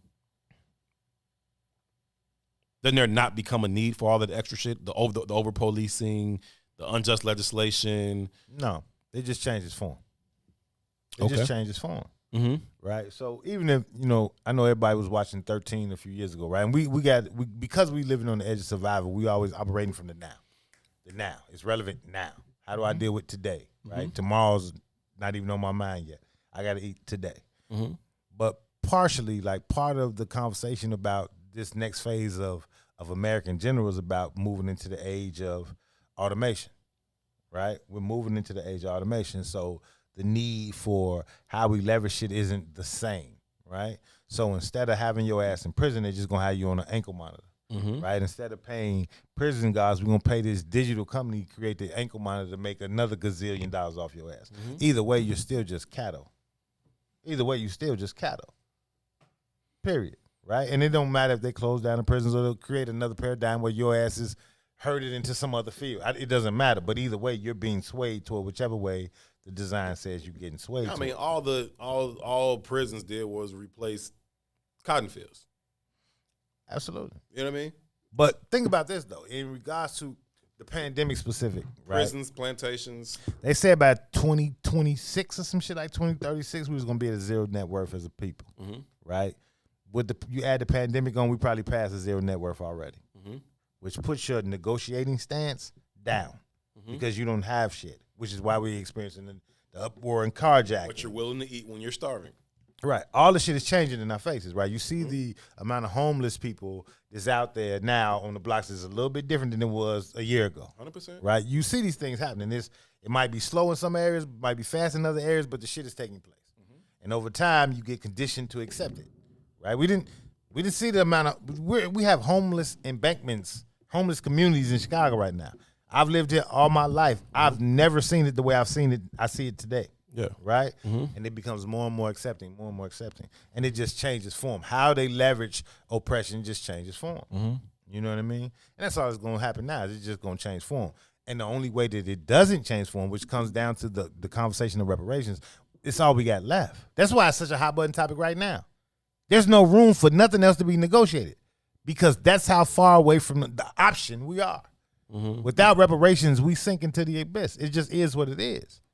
That whether it be the homeless in communities, whether it be whether it be the private prisons or the state prisons or being locked up in the goddamn ankle bracelet, it don't matter. There's no more options.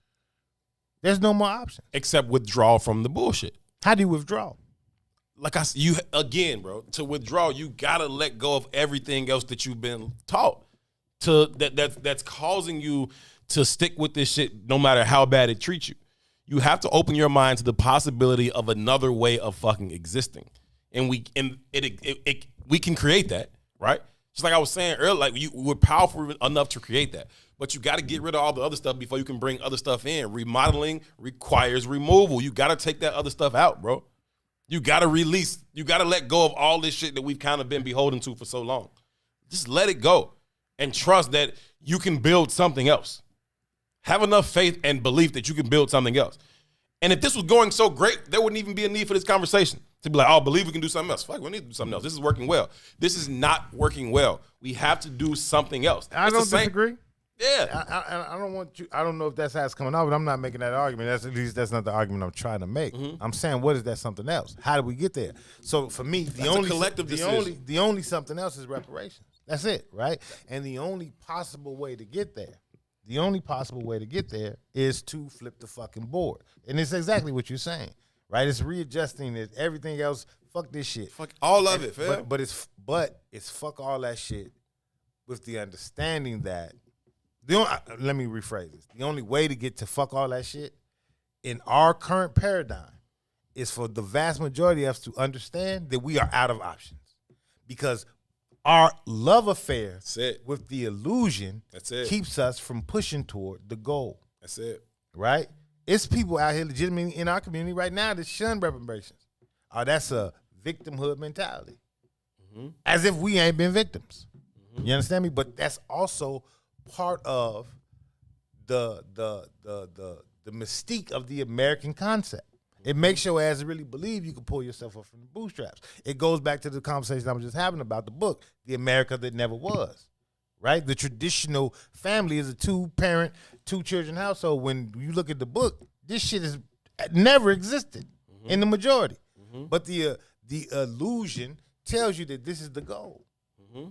This is what you should be striving for.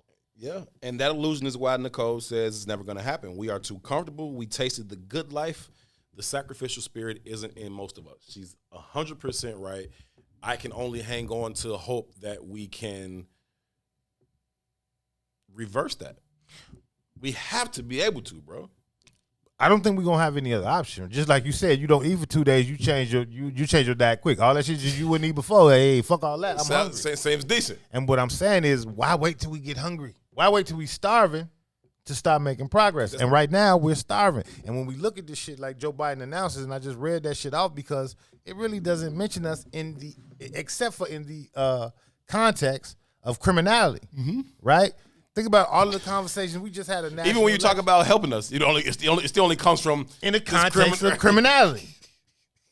Like that's your only value asset. How about you help those of us that's out here getting shit done? Help us with our motherfucking businesses. Help us with our motherfucking mortgages. Help us with our motherfucking student loans.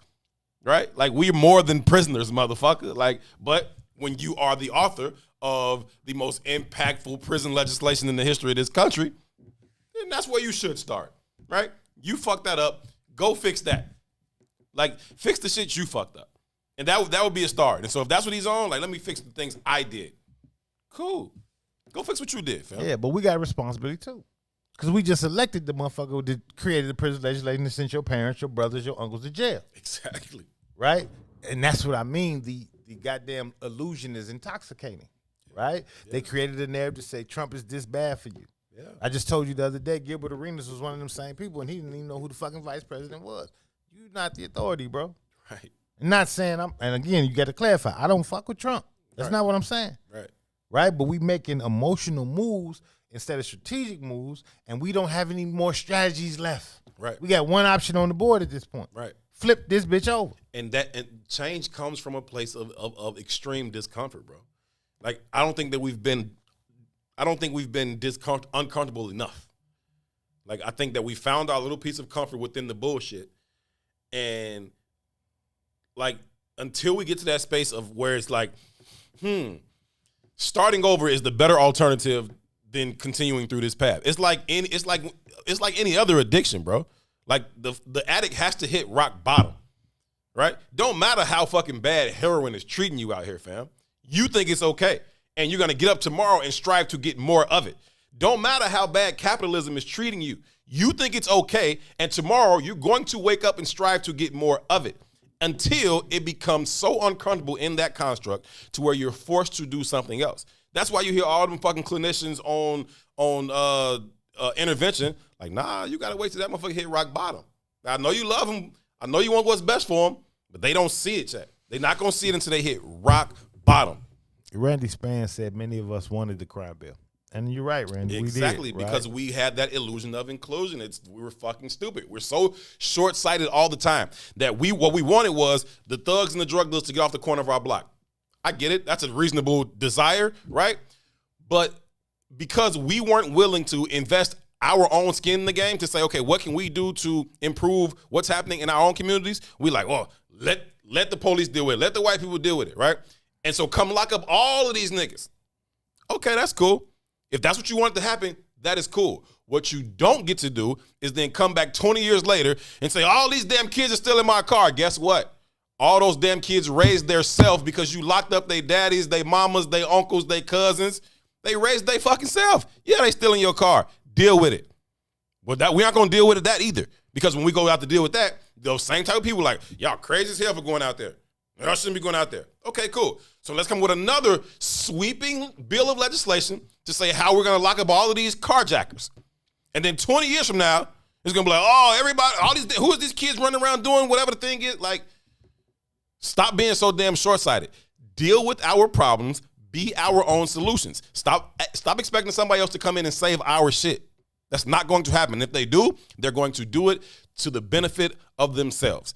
That's the bottom line. So everybody that was championing the crime bill because they wanted the thugs and shit to go away, I get it. Nobody wants to live around the fucking drugs and the shootings. I get it. But there are other ways to go about it other than the short-sighted way we chose to go about it, which locked up a generation of people. You didn't think that was going to impact the generation to come behind them? No. So if you was cool with the crime bill in the middle of the 90s, then you shut the fuck up about what their children are doing out here right now. Because you said that those kids should raise themselves. We got to take a break. When we come back, we'll jump more into this conversation. And also, what was the other thing we were jumping on? Oh, the black person who has been denied bail for their role in the riots on the Capitol, while all of the white people have been released. We're going to have that conversation more on the other side of this break, since I said what I said, Herb 2 for another hour. We'll be right back. WIFTBPM.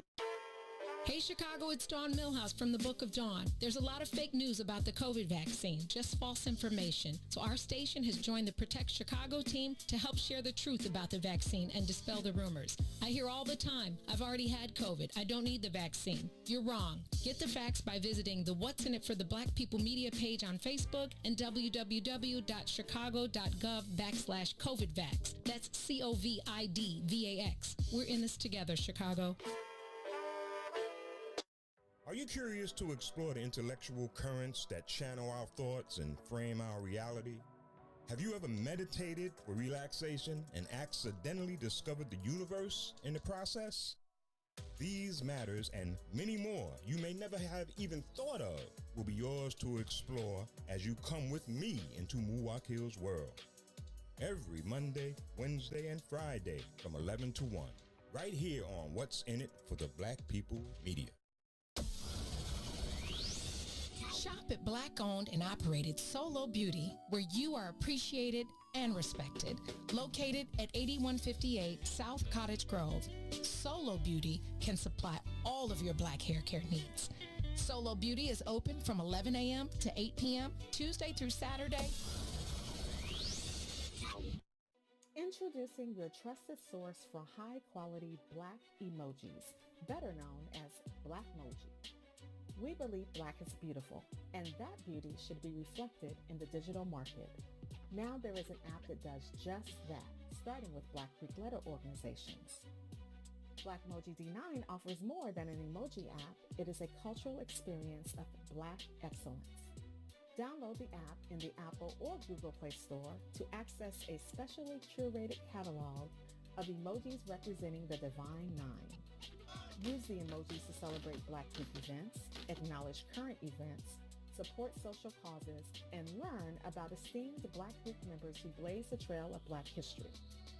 A portion of every subscription goes toward a scholarship fund specifically for members of Black Greek letter organizations to help keep the legacy alive. Download the Blackmoji app today.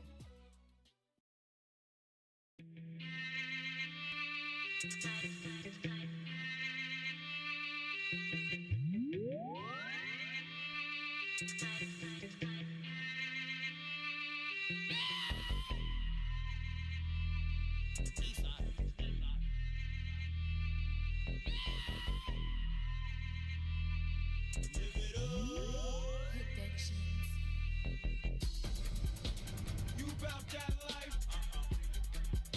I'm about that life. You ain't really bout that life.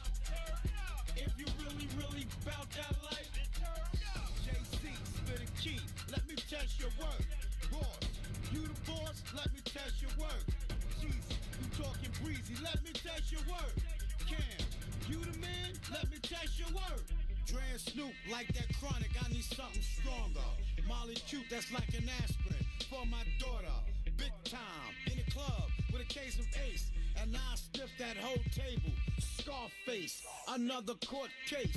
I'm a frequent offender. When Wyclef was hot, I was gone to November. 6 years, hard time. Bobby was fucking up, Whitney could have been mine. We would have been so high and so in love. When Amy Winehouse died, I could have saved her. I could have smoked like half of that. She wouldn't have had to go in cardiac arrest. Hands up under her dress. Lindsay Lohan her mess, but I still go above her breast. I must confess, I heard from a little birdie. Bring some crystal meth, you can get that from Fergie. Had a real nice dream, me and Charlie Sheen. Few Playboy bras, I was high in Rob Ford. Brick after brick, like Shaq at the free throw.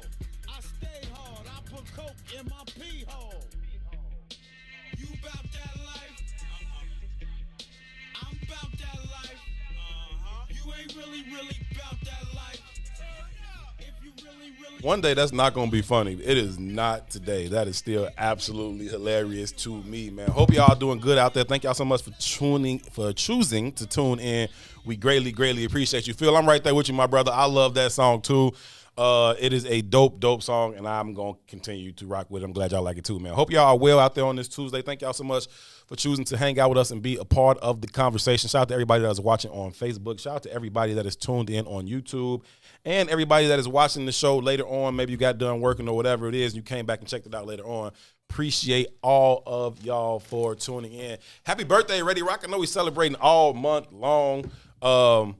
We kicking it, man. Ready Rock got a birthday coming up, and she's celebrating all month long. She's doing 30 days of something. I forgot what it's called, but a 30 for 30 finale or something like that. It's fire though. Happy birthday to you, Ready Rock. Let's continue to celebrate all month long. Dude, so I'm in Walmart rapping these lyrics. Y'all should see this lady's face.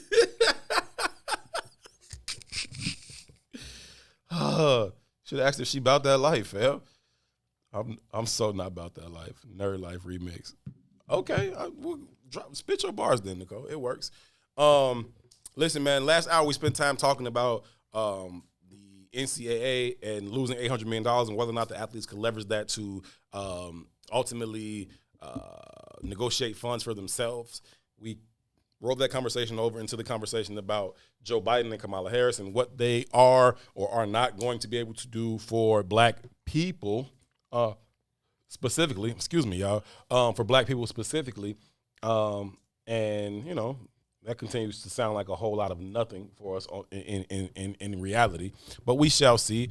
So there's a video that you want to play before we talk about the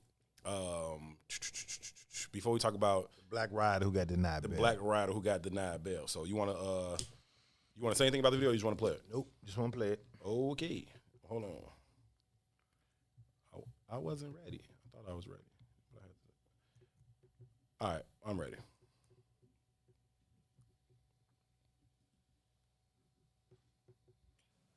Who wanted me to invest in some project that he wanted to develop, where he wanted to present a positive image of black youth. And he wanted this youth in the movie to perform various miracles and to demonstrate to the other people that, you know, our youth are not all bad and, you know, the whole bit. And that's commendable. But of course, he had terrific problems getting that kind of project funded. And I think he was told at one point that we want youth who project criminality. You see, you have to come to understand, ladies and gentlemen, that the image of the black adolescent as criminal, it's worth billions of dollars to white folk. The image is worth money. You understand? When you project the image of the black adolescent as a criminal, you will fill theaters. And most of them will be filled by black folk and white folk. In other words, what are the whites saying? We have an investment in these images. These images are worth what? Money to us. Therefore, we cannot let these images go because these images people pay to see. They do not pay to see black saints and good folk. There's no money in it. So whether you are good or bad or indifferent is not our problem. We are in business, and the image of you as bad is the one that makes us the most money. You have to recognize then, and media is about image. So it's not just a mere matter of racism, it's also a matter of racial economics. And that's one of the reasons why you see, until you can get the projection of good black images on TV to make money, pretty much you're going to get the criminal image. Sometimes the black middle class image can be used and is used to condemn the rest of the black population and represent Eurocentric ideology of individualism. I'm going to run rapidly because my time is running out here, but I want to cover a couple of other things here. We have to recognize then that demographic changes will be represented in TV, and you watch, you can see the political struggles that are going on, social and economic struggles that are going on by analyzing not only the show, but when do certain type of shows come up on TV. You also should analyze, and I want you not only to analyze the white media, you should analyze the black media, which is also very much a part of the problem here. Yes, it has not yet arrived to the fact that it must educate the black population. There's still very little education going on. And I'm not condemning every newspaper in this, but I'm speaking in generalities here. I opened Essence magazine the other day, and the very first page I opened to was a fold out of 9 pages. You know, one of these unfolding 9 pages cosmetics, full color. If you put that, if you know how much those ads would be worth in Ebony magazine? Each one of those pages, a full color page, and basically the first page in the magazine would probably cost you between $40,000 to $50,000 a piece. Understand? I don't know what the essence rate is, but even if we said if we said it was $20,000 a piece, what do you got here? $180,000. And you call this a black magazine? You got to be out of your mind. Essence is the greatest white triumph in the black community ever seen. Because as you leaf through every page, there's an ad for what? Cosmetics. One page after another. Black business person can hardly even get in these places. Ebony is the same way. Emerge is another one. Even though they pretend to be dealing with the issues. You know, they're a little better at the game. Hourly. They will talk at the issues in the black community. If you keep playing. Of course, the game. Ebony just pretends they don't even exist. Just floats along in the mist. You know. So you go play the game and you're going to be out the game for it. Emerge will write about the issues, but it will not permit people who are really involved with the issues to write the articles. So it'll write about Jeffries or about Afrocentrism, you see. But it won't let those proponents of Afrocentrism represent their own views in the magazine in depth. Let's stop it there, though, because he's going to take too long to get to the point. But what was most intriguing about that was like the value of the black image of criminality. And I know we finna get into this conversation about the one black dot in the rioters of the Capitol. And he being the one who can't get in, can't get bail. Right? The through line of American life is white life has more value. Right? So we make all these goddamn monikers to associate with that. We call them Democrats. We call them Republicans. Right? we call them white supremacists as if it's not the totality of the group. You know what I mean? But the through line is the through line. It don't change. But what's most interesting about that through line to me is that we buy into the through line as well. We believe white life is more valuable. At least as much as they do. Maybe even more. Probably. Because we're trying to prove ourselves. We get it twice, like I always say. Right? And even in the context of the one guy who don't make bail and it being a conversation, to be quite honest, right, there's two things going on with the guy that won't make bail. He's also has some disability, some mental disability. He ain't all the way there. Clearly. Right? Diagnosed mental disability. Yeah, but also clearly. Right? So in that vein, I got some level of empathy for him. Because I don't know what the fuck was going on in his mind. And he might not even know what the fuck was going on in his mind. Right. You know what I mean? Right. But for the mentally capable guy, fuck you. I don't think you deserve any bail. You know what I mean? But I also don't think those people who's right next to you, they should suffer the same consequences, right? But the real context of this shit, or really why this shit is valid to me, is because, and I saw this in the comments, when we start thinking about us championing Biden and we championing Kamala and we're essentially championing the crime bill that sent us to jail in the first fucking place, right? But in this very moment, we're looking at an uptick in carjackers in Chicago. And if you look at the responses, right? They just shot a little boy the other day. A little boy died trying to carjack somebody yesterday. It's unfortunate. Right? It is, right? And although I don't never want to justify that kind of behavior, man, I see us championing the fact that he was murdered. I also see us championing a new idea for a new wave of crime bills to happen. Exactly. Right? While never addressing the shit that gets us to the positioning of why we would need these kinds of legislation. Symptoms, never the cause, never the But cause. essentially, we become the purveyors of our own oppression. Of course, we've been complicit in our own We demise. champion it. Yes. Right? So you're right. There was black people that was begging for the crime bill. Yes, because they had an illusion that they had been included into the white construct of this American system, even though they never have, never were, and never will be. Which goes back to the point of the Monopoly board. You got to flip this shit over, right? That's it, fam. Because I want to even stop saying, illusion of inclusion is what it is. It is. But That's to what the it is. nearly fuller point, right?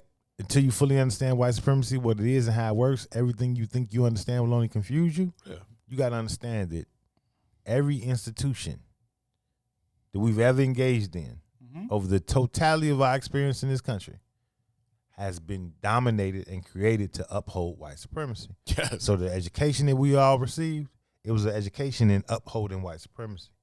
The media that we all intake is an education in upholding white supremacy. So even when we respond to shit, like when Biden says, hey man, I'm gonna give y'all some prison shit, traditionally we like, yeah, that makes sense.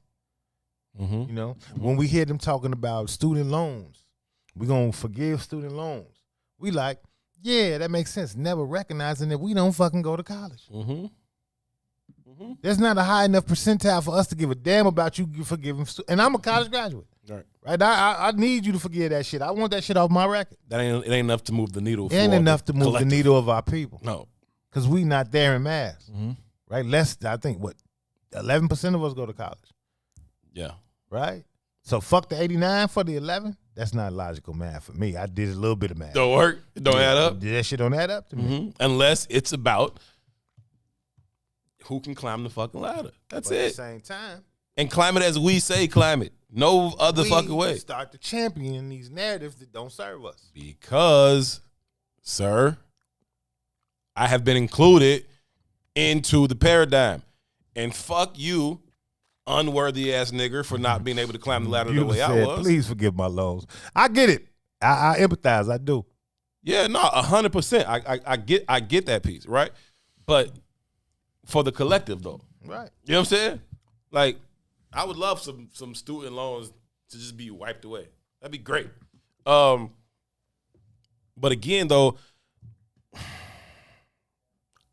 we aren't gonna we gotta change the way we think about it, bro. If we don't change the way we think about it, we are not gonna change the way we respond to it. It's just not a real thing. And we don't hate it enough. You say it all the time, Uncle Walt, you cannot revolt against that in which you love. We fucking love the shit. We wake up every day striving to attain more and more and more of the thing that is killing us.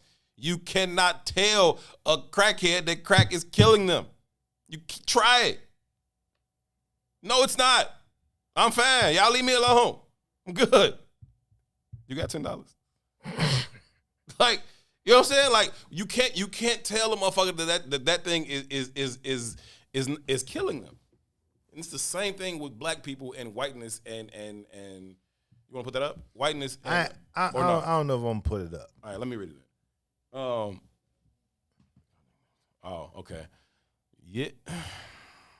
Okay. Well, let me know if you do want to put it up. So I just randomly relogged into my Facebook. The reason I relogged into my Facebook is because usually when I play them other videos, I got to shut all my shit down, or you hear the back double play the back page from my Facebook. I didn't specifically search shit out. I didn't go nowhere. All I did was open Facebook, right? And I'm not gonna say this guy's name because he's a known guy in the city of Chicago. Known guy in the city of Chicago specifically for doing shit with youth, right? His first thing that pops up in my Facebook says this 15-year-old was killed last night in Lansing.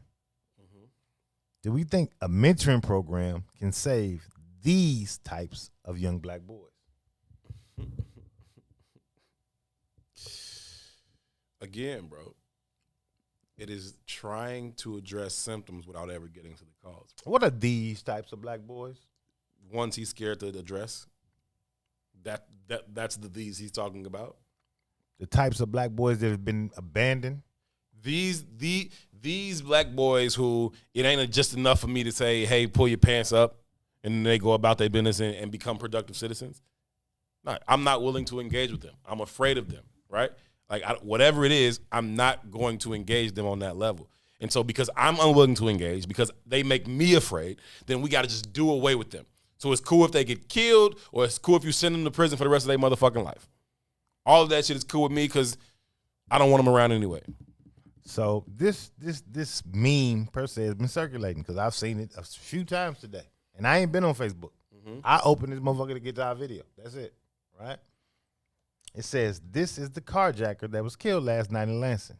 If you go on his Facebook page, he videotaped where one of his accomplices jacked someone else at a car wash with an AK-47 in broad daylight and makes him strip. Also, he had 3,500 Facebook friends, so people know who these thugs are. Right? Now, I saw this very early in the day, so I went to his Facebook page. This little boy is from Lansing, right? He does have a video on his page of somebody getting robbed at a gas station and getting naked. It was in Alabama. Nothing to do with him, nothing to do with his carjacking team that we're creating this paradigm around. But that's back to the video we just watched.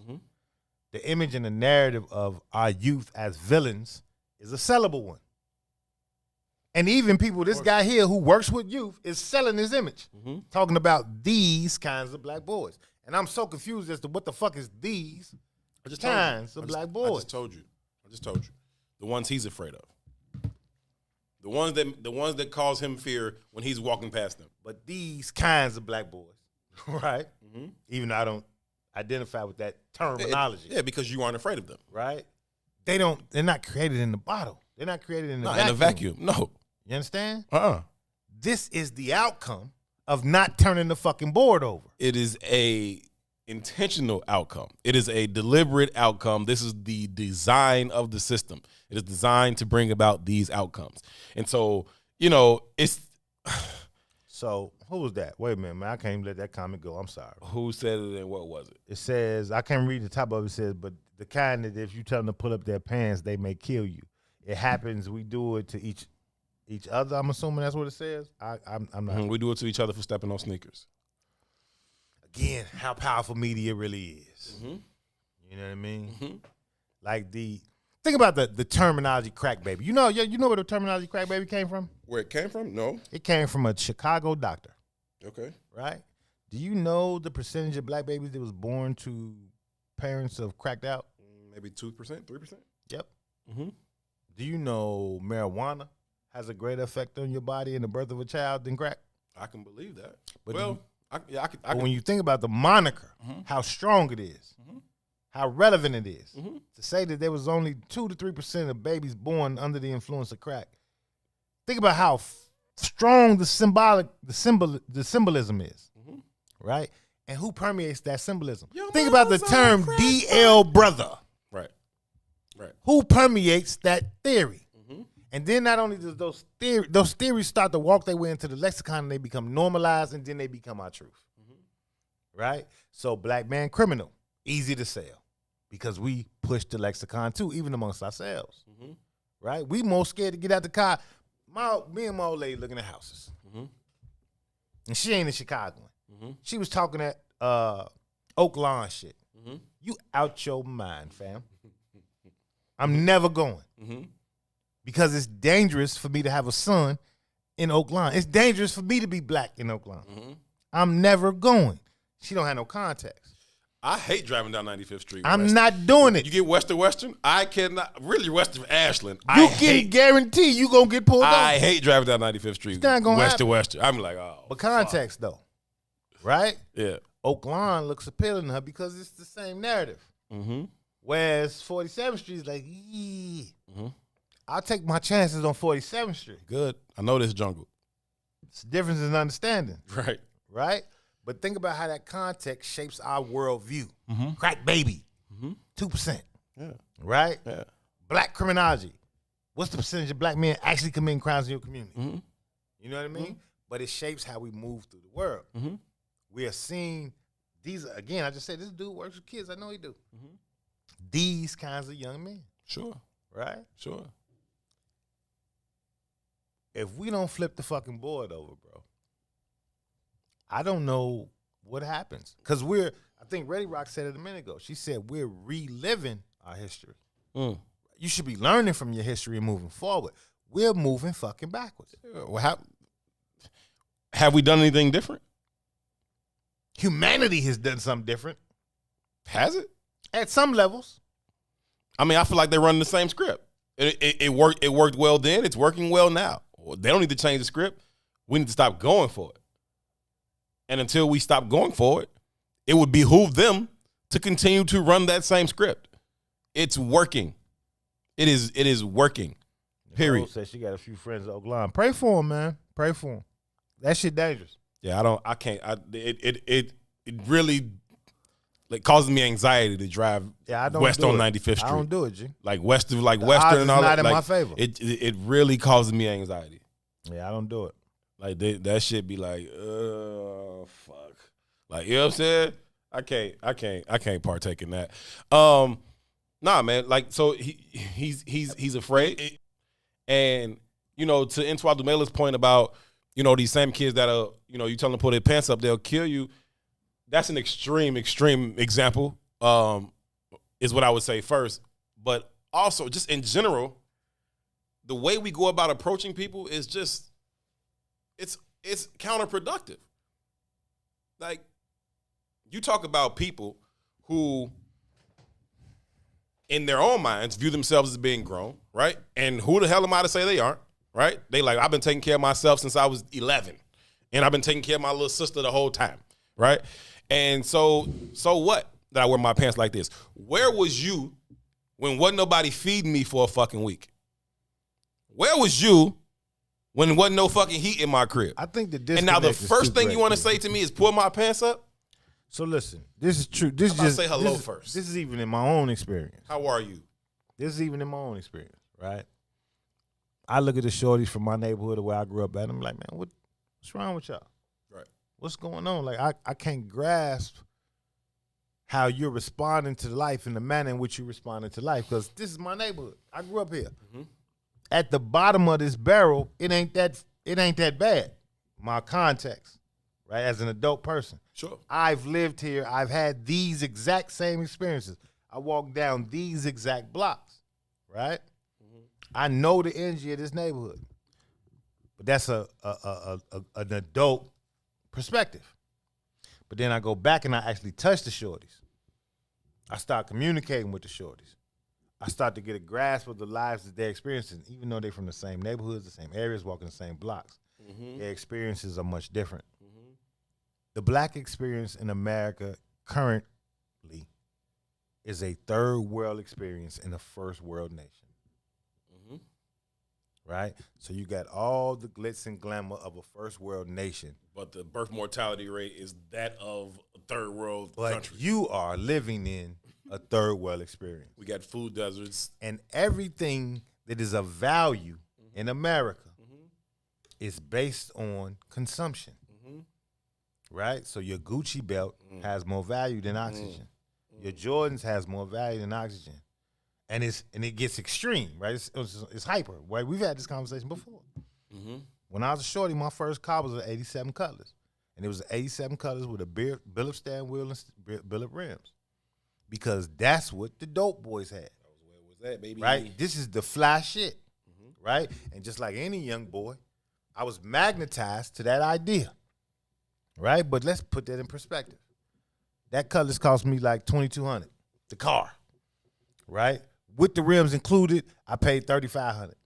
Rims and steering wheel. That's obtainable money. $3,500 is obtainable money. What about $350? Right? So now we've taken that same philosophy, that same experience, that same understanding, now you need and we put that shit on television. Yeah. Because the dope boys ain't on your block no more. Now they on television. Yeah, it's different, man. Or they on the internet. Because we didn't even bypass television. It is different. Now it's on the internet. It is different. Right? Dope boys used to run from the camera like the plague. Right. Now they taking selfies and shit. But see, they ain't even dope boys though. Nah, but I'm just they pretenders. The dope boys of the day is what I'm saying. They pretending to be criminals, right? Because the black criminal image is lucrative, even for us. We buy it, right? So to the homie yesterday, was like, man, what the fuck? I got some respect for some rappers. Wouldn't they ever show my community some respect? Right. They're permeating the image, right, that we are enthralled by, right. Right. But now that Colors that cost me $3,500 has now turned into a motherfucking Bentley Azure. Or it's turned into a motherfucking Wraith, or it's turned into some other, ideological. You go from needing $3,500 to needing 350 G's. Right. So now I'm 17, and in order to be valuable, I got to get a Wraith. I need a foreign whip. I need a foreign. Yeah. Right. Yeah. I can't even. The money has been pulled up out of our community. Right. We're less valuable than we was when I got my first whip. It's less industry. It's less 100%. Black wealth. 100%. Right? So you can't even get to the $3,500 Colors I had. Right. You can't get to that. Right. The black market don't even exist. That don't even exist. You can't get to it. But your aspiration ain't that. Your aspiration is just Rafe. Or at a low level, I need at least a Benz or an Audi. Or a Mozzie. Or whatever it is. I'm just saying I can get Right. that, right? Right. It's got the look and the appeal. Got the look and the appeal. But I ain't got no money, no capital. Right? I can get a gun. And this is what makes me valuable anyway. And without this shit, my life ain't worth living anyway. So will I take you about your shit? Absolutely. I can get a gun, but I can't get a bus card. I can't afford a bus card. Can't afford a 7-day, but I can get a gun though. I can walk out the street and And even if I could get a 7-day, I can't travel on the bus through these other communities because of how dysfunctional and vulnerable we are. It's all fucked. I want to read something that Ready Rock said a little minute ago. She said plenty of folks wearing suits with Ivy League education was on Epstein's island. I'm all about character, not facades. It's true shit. You know what I'm saying? But that's what we be having that conversation all the time about power. Whoever is in control, whoever has the power dictates what's right and what's wrong. That's it. Power and control. And it don't matter if you're talking about Jeffrey Epstein and Donald Trump and whatever the hell else they had going on in that island and all them other people that was on that island, or if you're talking about like the brother was talking about yesterday with the game. It don't matter. Game bringing in all the bread. He's the powerful one. He's the one that got the bread in the crew. It's cool. Yeah, you raped the 15-year-old? Roll with it. Cool. You know what I'm saying? Like that, whatever. We get past all that shit. And, So I learned this term the other day. Meritorious manumission. Okay, where's Salim when I need him? Okay, meritorious manumission. Okay, I'm good with meritorious. What's manumission? So the definition of it is it could be granted to a slave who distinguished himself by saving the life of a white master or his property, inventing something that a white slave master could make a profit from, or snitching on a slave rebellion. Wait. Could be granted to a slave who Who distinguished himself by saving the life of a white slave master or his property, inventing something that a white slave master could make profit from, or snitching on a slave rebellion. Yeah. Sounds like in context, you niggas is meritorious manumissioners. Okay. I was gonna say it sounds like all these niggas in the interrogation room. Okay? We're gonna grant you meritorious manumission if you tell us who the fuck did that shit. Well, here you go. It's a real act. The Act of 17, it's a meritorious manumission, Act of 1710. And so's LeBron James. We granting him meritorious manumission All too. of them, G. Because you're creating something that the white man, that the slave owner can benefit from. All of them. This is everybody who would have told on Nat Turner, right? But it's LeBron, and it ain't just because he's making money for Nike. It's him denying the Ball brothers their value. Because you are stepping on my white slave owners' profit margin. He's guilty in a few spots, and I like LeBron. I'm not as down on LeBron as you are. I'm saying this is all of us, though. I hear you. I know. And it's a representation of our powerlessness and our willingness to concede to that powerlessness, right? I just thought the term was interesting, But it's the Meritorious Manumission Act of 1710. That's what it is. How willing are you to help the slave master continue to be the slave master? Quite willing. Quite willing. In every capacity. Because I have found my piece of comfort within this system. And coming up with a new system seems a more daunting task than just existing within this already, constructed system that is here for us. No matter how bad it treats me, right? I know this is the devil I know. I don't even know what this other devil is. So let me run back to the devil I know, Joe Biden, because this other thing scares me. Antoine Dumele asked, does LeBron don't like the ball boys? I don't know what he likes, but what I do know, he likes his positioning Yeah. next to whiteness. Yeah, earlier we were talking about the Ball brand. And so when they first became famous for their basketball acumen, their father, LeVar Ball, started their own brand, Big Baller brand. And a lot of people, including LeBron James, mocked their brand because most of these athletes, when it comes to their time to ink a shoe deal or endorsement deal, it's Nike, it's Adidas, it's Jordan, or whatever. You know what I'm saying? Under Armour, Puma, whatever. And them coming up with their own was like, Sean, it was frowned upon. Like, y'all goofy as hell. No, you goofy as hell. But people, again, that is the easier thing to do, right? Nike is already a well-oiled machine. I'll just sign my name. They'll cut me $100 million check. I'll wear their fucking shoes for the next 20 years. Boom, all good. Easy or not, don't change the definition. Mandatory is manumission. Yeah, I'm saying this idea of me building up another brand to compete in the marketplace, nah, fuck that. I'm good. Yeah, because we have a slave mentality. Mm-hmm. We don't even look for ownership, Mm-hmm. right? The goal is to sign with Nike. The goal is to sign with EA Sports. We had a conversation about Clubhouse earlier. Mm-hmm. Tennille said this is more functional. Mm-hmm. Let me tell you something. I live a certain kind of life. Like when you drop something. That allows me opportunities to get into rooms and to meet people, right? Mm-hmm. Let me tell you this. I was in a room not too long ago with the inventor of the technology that runs Netflix, right?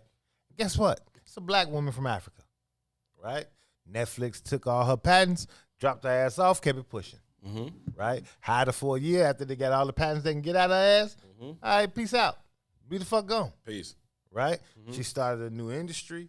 Matter of fact, it's called Seek. Y'all should check it out. CEEK. Right? Dope. Listen, brilliant engineer. Like shit beyond my scope of understanding. She made some headphones and let me check out the headphones. And the sound engineering on the headphones, say if you're watching a movie and the train is passing by, you can legitimately hear the train passing from the left to your right ear. Like it's next level shit. Right. And she raised money. She's launching her own digital company now, doing a lot of digital engineering shit.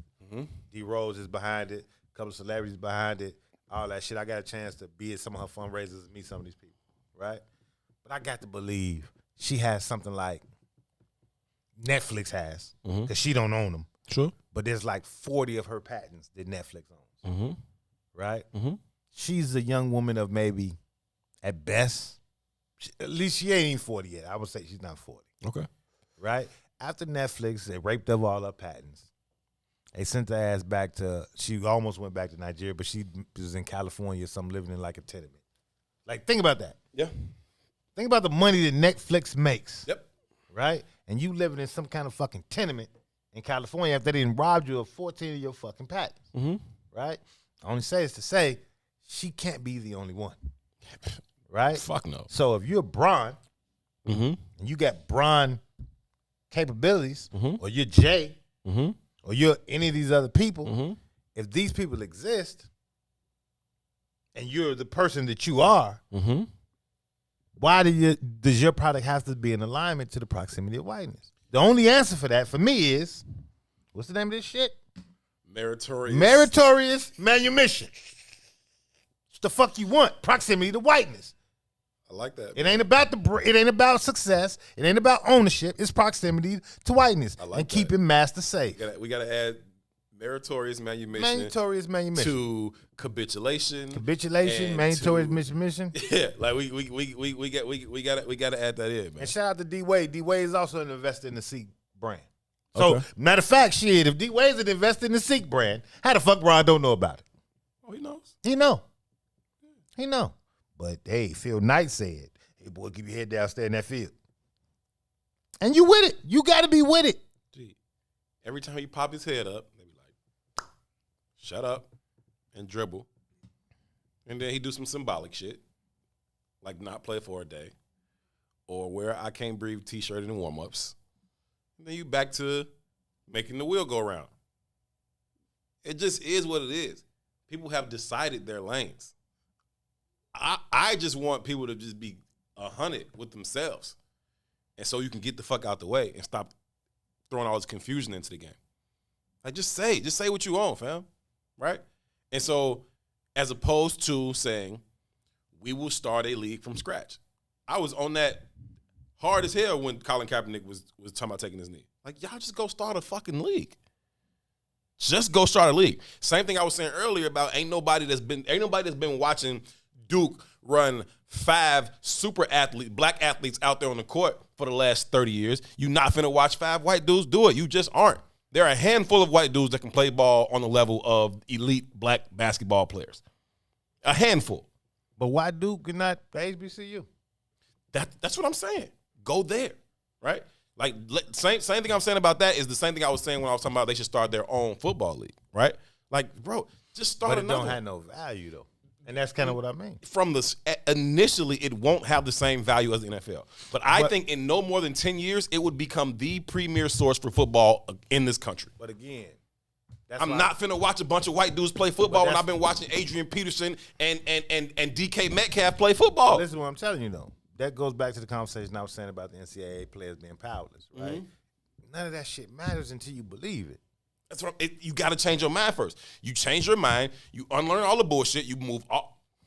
Remodeling entire requires removal. Is shaped on and anchored in the white man's ISIS code. You have to let it go. You got to unlearn all that shit. You can't, like, none of this other shit we trying to put into somebody's brain is going to fit. There's no room for it because all the other shit is still in there. And even if you put it in there, right? If we remodel this fucking room right now, right? And we want to bring this in, bring that in, bring that in, bring that in. But we don't take any of this shit out. None of that other shit is even going to make sense in this room. Like, that looks stupid as hell. Yeah, it's because all this other dumb shit is already still in here. Get rid of that. And then this other stuff will make perfect sense. Then it'll look just fine in here, right?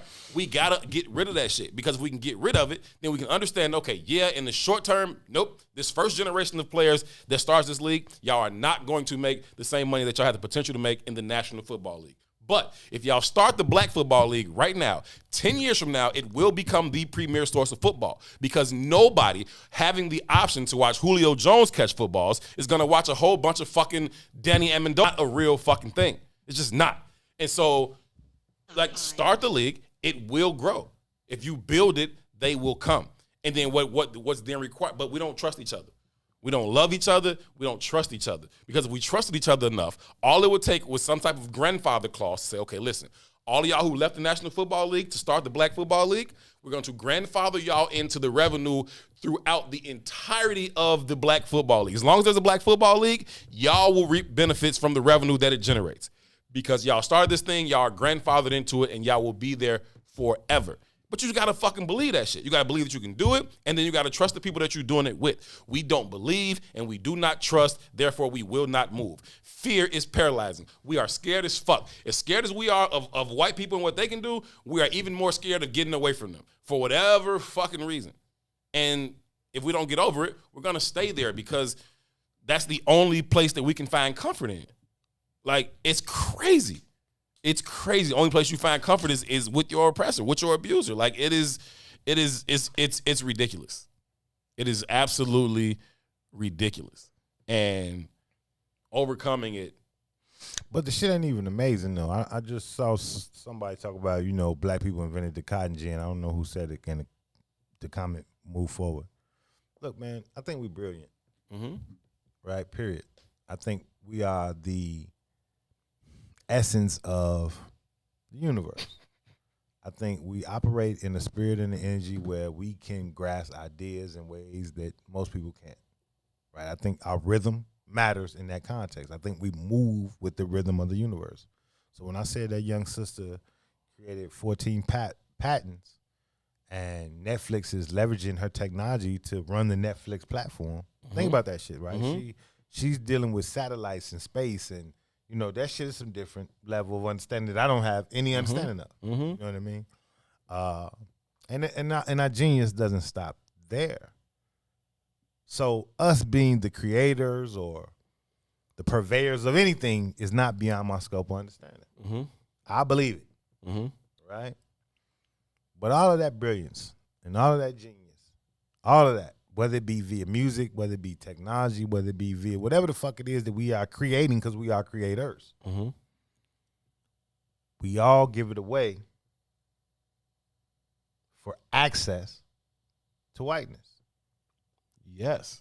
Right? And I'm just responding to some of the comments. That's from everything. That's when you see, musicians sell their masters. Like that's your shit, bro. And it's yours forever. And some of this music is timeless. You sold it because you want a bag today. But we all give it up for proximity to whiteness. Even if we in our minds we don't justify it by being proximity to whiteness, we justify it as capital.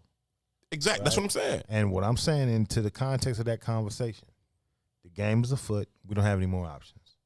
Either we're going to flip the fucking board over or they're just going to start taking your work product like they did before because you are powerless at this point. Yeah. Right? Yeah. You're going to do it because I said you're going to fucking do it. Yeah. You understand what I'm saying? Mm-hmm. We're in that space and place, and the reason we're that vulnerable is because we're that disjointed. Exactly. That's it. That's it. That's why now that you see this apparent shift in power in Illinois, right? You talk about Mike Madigan being gone. You talk about him being replaced by a black Speaker of the House. We've already been talking about how much black representation we have in leadership in Cook County and across the state, right? From the state's attorney's office to the mayor's office and so on and so forth, right? That being said, I think all that's going to do is create a greater rat race of black people trying to be in that in crowd, right? It's not a whole bunch of black people saying, okay, look, how can we use this to flip the whole fucking game over, right? And reposition ourselves as a collective. It's not going to be that. It's going to be, how can we use this for me to finagle my way into the in crowd so I can be one of the blacks that's in with the good boys? Like, first of all, you aren't fucking in. Second of all, that shouldn't be your aspiration in the first place, right? But that is exactly how this thing's going to work. You're going to see a bunch of people all over the state, all over the city, all over the county, just trying to get next to this motherfucker so they can have some little piece of comfort within the system. Like, nah, fuck it. If we got some power, use it to end the game. Don't use it to try and advance your personal position in it, because that's not even a fucking real thing either. It's not. I see people saying, I see some of the comments, and it's like 3 or 4 sisters said, I'm so tired of fighting, sometimes I question giving up. That's a real spill. That's a natural feeling. We just don't have that option. option. It's a natural feeling, but you don't have the option to give up because you don't control the game. You're always at play. Mm-hmm. You know what I mean? And that's kind of the point I'm making, man. We're here, and in order to change that system, our only option becomes flipping the board over, right? In this moment, flipping the board over looks like a commitment to politics in a lot of ways, as a last stand before we pick up arms. Because after the politic equation is done with, if that doesn't work, either you're going to submit or you're going to die for what you believe in. That's it. That is the only option you have. Nipsey said, man, you gotta make the decision that I'm willing to die for what I'm getting at right now. Like, that's just it. And hopefully it don't come to that, but if it do, fam, we down on our fucking knees anyway. At least stand the fuck up and die on your feet. That's all. That's the game right now. That's really all I'm saying. All right. Yeah, but even the dude who got locked up at the Capitol building, right? The story really didn't interest me, other than the fact that he's a black dot in the sea of whiteness, right? Yeah. Legitimately, like, just watching the shit take place, seeing the pictures of the aftermath. If there's a black person in there, you could spot them usually. Yeah, you could spot them. It was a picture like of one black dude. This was when they was in congressional chambers or whatever, and it's just a black dude. He's like standing up there. Yeah, I seen it. Gee, so many people called me and messaged me like, "Is that you?" I'm like, "Fuck y'all." Okay, it's not fuck y'all, right? We know you're a Trump supporter. Yeah, like it was like, "Is that you?" And I'm like, "Fuck y'all." First of all, okay. Like Justin East tagged me in the post, like, "Herb, that's you." Fucking my sister-in-law sent me a message with a screenshot from somebody else making a whole post about it. Like, I know that you. It's my nephew Herb, right? Fuck, you need to call me. Like 3 people called me today asking if this was you. Like, I'm like, y'all get on my fucking nerve. No, that ain't me. God damn it. Dude don't even look like me. He like me a little bit. I ain't gonna front. But hell no, I wasn't in that fucking place. But yeah, he stood out though, right? That's just what it is. But dude, I mean, listen, he shouldn't have been as goofy as there. Hey, Lil Ron, I see you getting there putting on your coat and all that, man. You think you finna get out of here before we throw you in the snow? Man, I was taking the trash out, You trying to get out of here Why quick? you trying to get out so early? You usually do that Boy, after the this show. boy is such a chump. You think you gonna get out of here before we throw you in the snow? I don't want to have to use force because y'all. What force? Y'all think it's sweet. What sufficient level? You got a banger in there? That's what it's gonna take. I'm stronger than I look, man. You ain't gonna put me down that easily. Okay. Were you not here? I'm not even talking to Ron about this. I told you I'm bringing my boxing gloves in. Were you not here, Ron? Were you not here the day that you tried to keep us from coming into the production studio? I just didn't want to break the door. That's it. That's what it was? Because I had the bottom of the door. Y'all Okay. was gonna break the top of it. That's all. I had to let it go. Okay. You was just taking one for the team? Okay. You about to take another one for the team, sir. Okay. We definitely throw your ass in the snow, man. I ain't got time for that. This man, I look up, he got his coat on. He got his whole shit on. He's gonna run out of here quick. I'm like, oh, he think as soon as it's 6 o'clock, he's running out of here. Wrong. I Ain't on that type of time, y'all. Hey, I bet your keys ain't in your coat pocket. Look at him. He like, what the fuck? You gonna learn today, sir. We're gonna get them dreads wet. We're gonna hold you up by your feet and dump you in the snow like that. Man, we might have came up the other day, man. I had a conversation with the homie. I can't use her name because she don't want this to be public. Okay. But she said she might act as our private producer. Okay. And she's super plugged in, so she wants to get us, like, she was throwing out some names for some guests that she thinks would be interesting to have on the show, helping us with, what do they call that? Run a show. The rundown? Something like that. The rundown. Yeah. No, that'd be dope. Cool. I'm always open to help. I spent the whole morning like on some guest shit, like just reaching out people, scheduling guests for like a week or two out. So it's some things coming. But yeah, I'm absolutely elated for somebody who's already in that lane to come through and do that. So I'm always with it. Tell them to see if they can get Ready Rock on the show, because I tried to get Ready Rock on the show a long time ago. She shunned you. She keeps Ready Rock, you bogus and disrespectful and deserve a mouth shot. Wow. Violation, pocket head.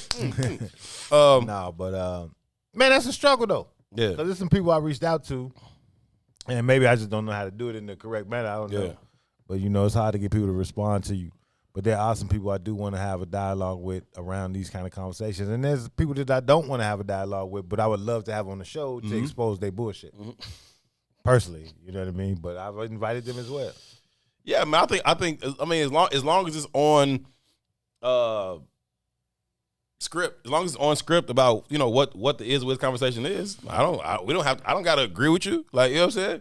Come in here, let's have the conversation. This ain't about me being right. I don't gotta be fucking right. You know what I'm saying? For those people that I want to expose, it's about me being right. I don't give a fuck what you talk about. It's always about you being right. I said it ain't about me being right. Oh, that's true. That's true. What you say?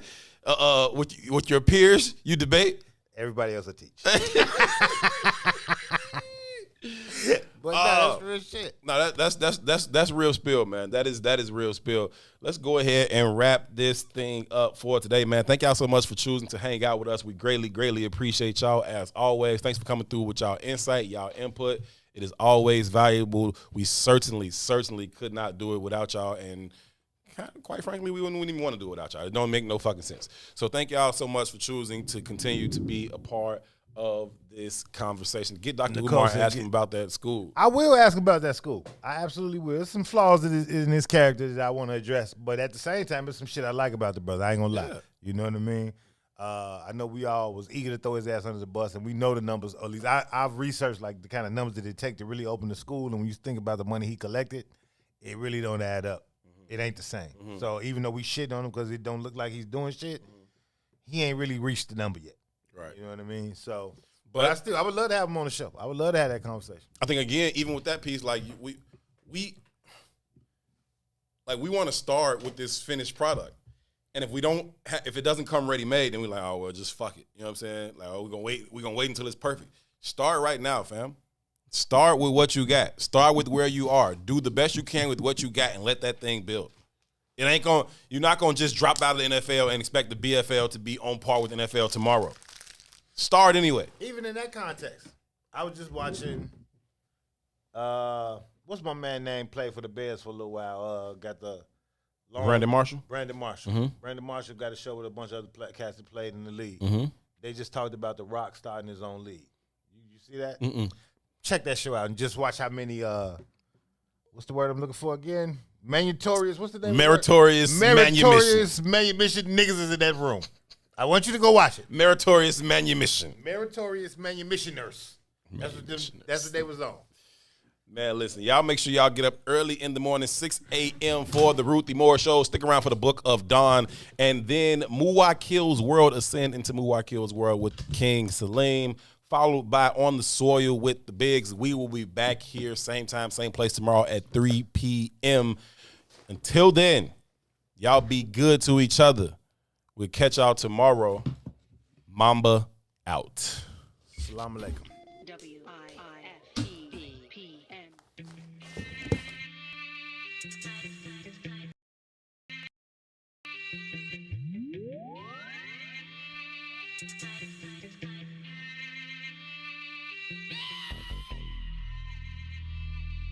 east side.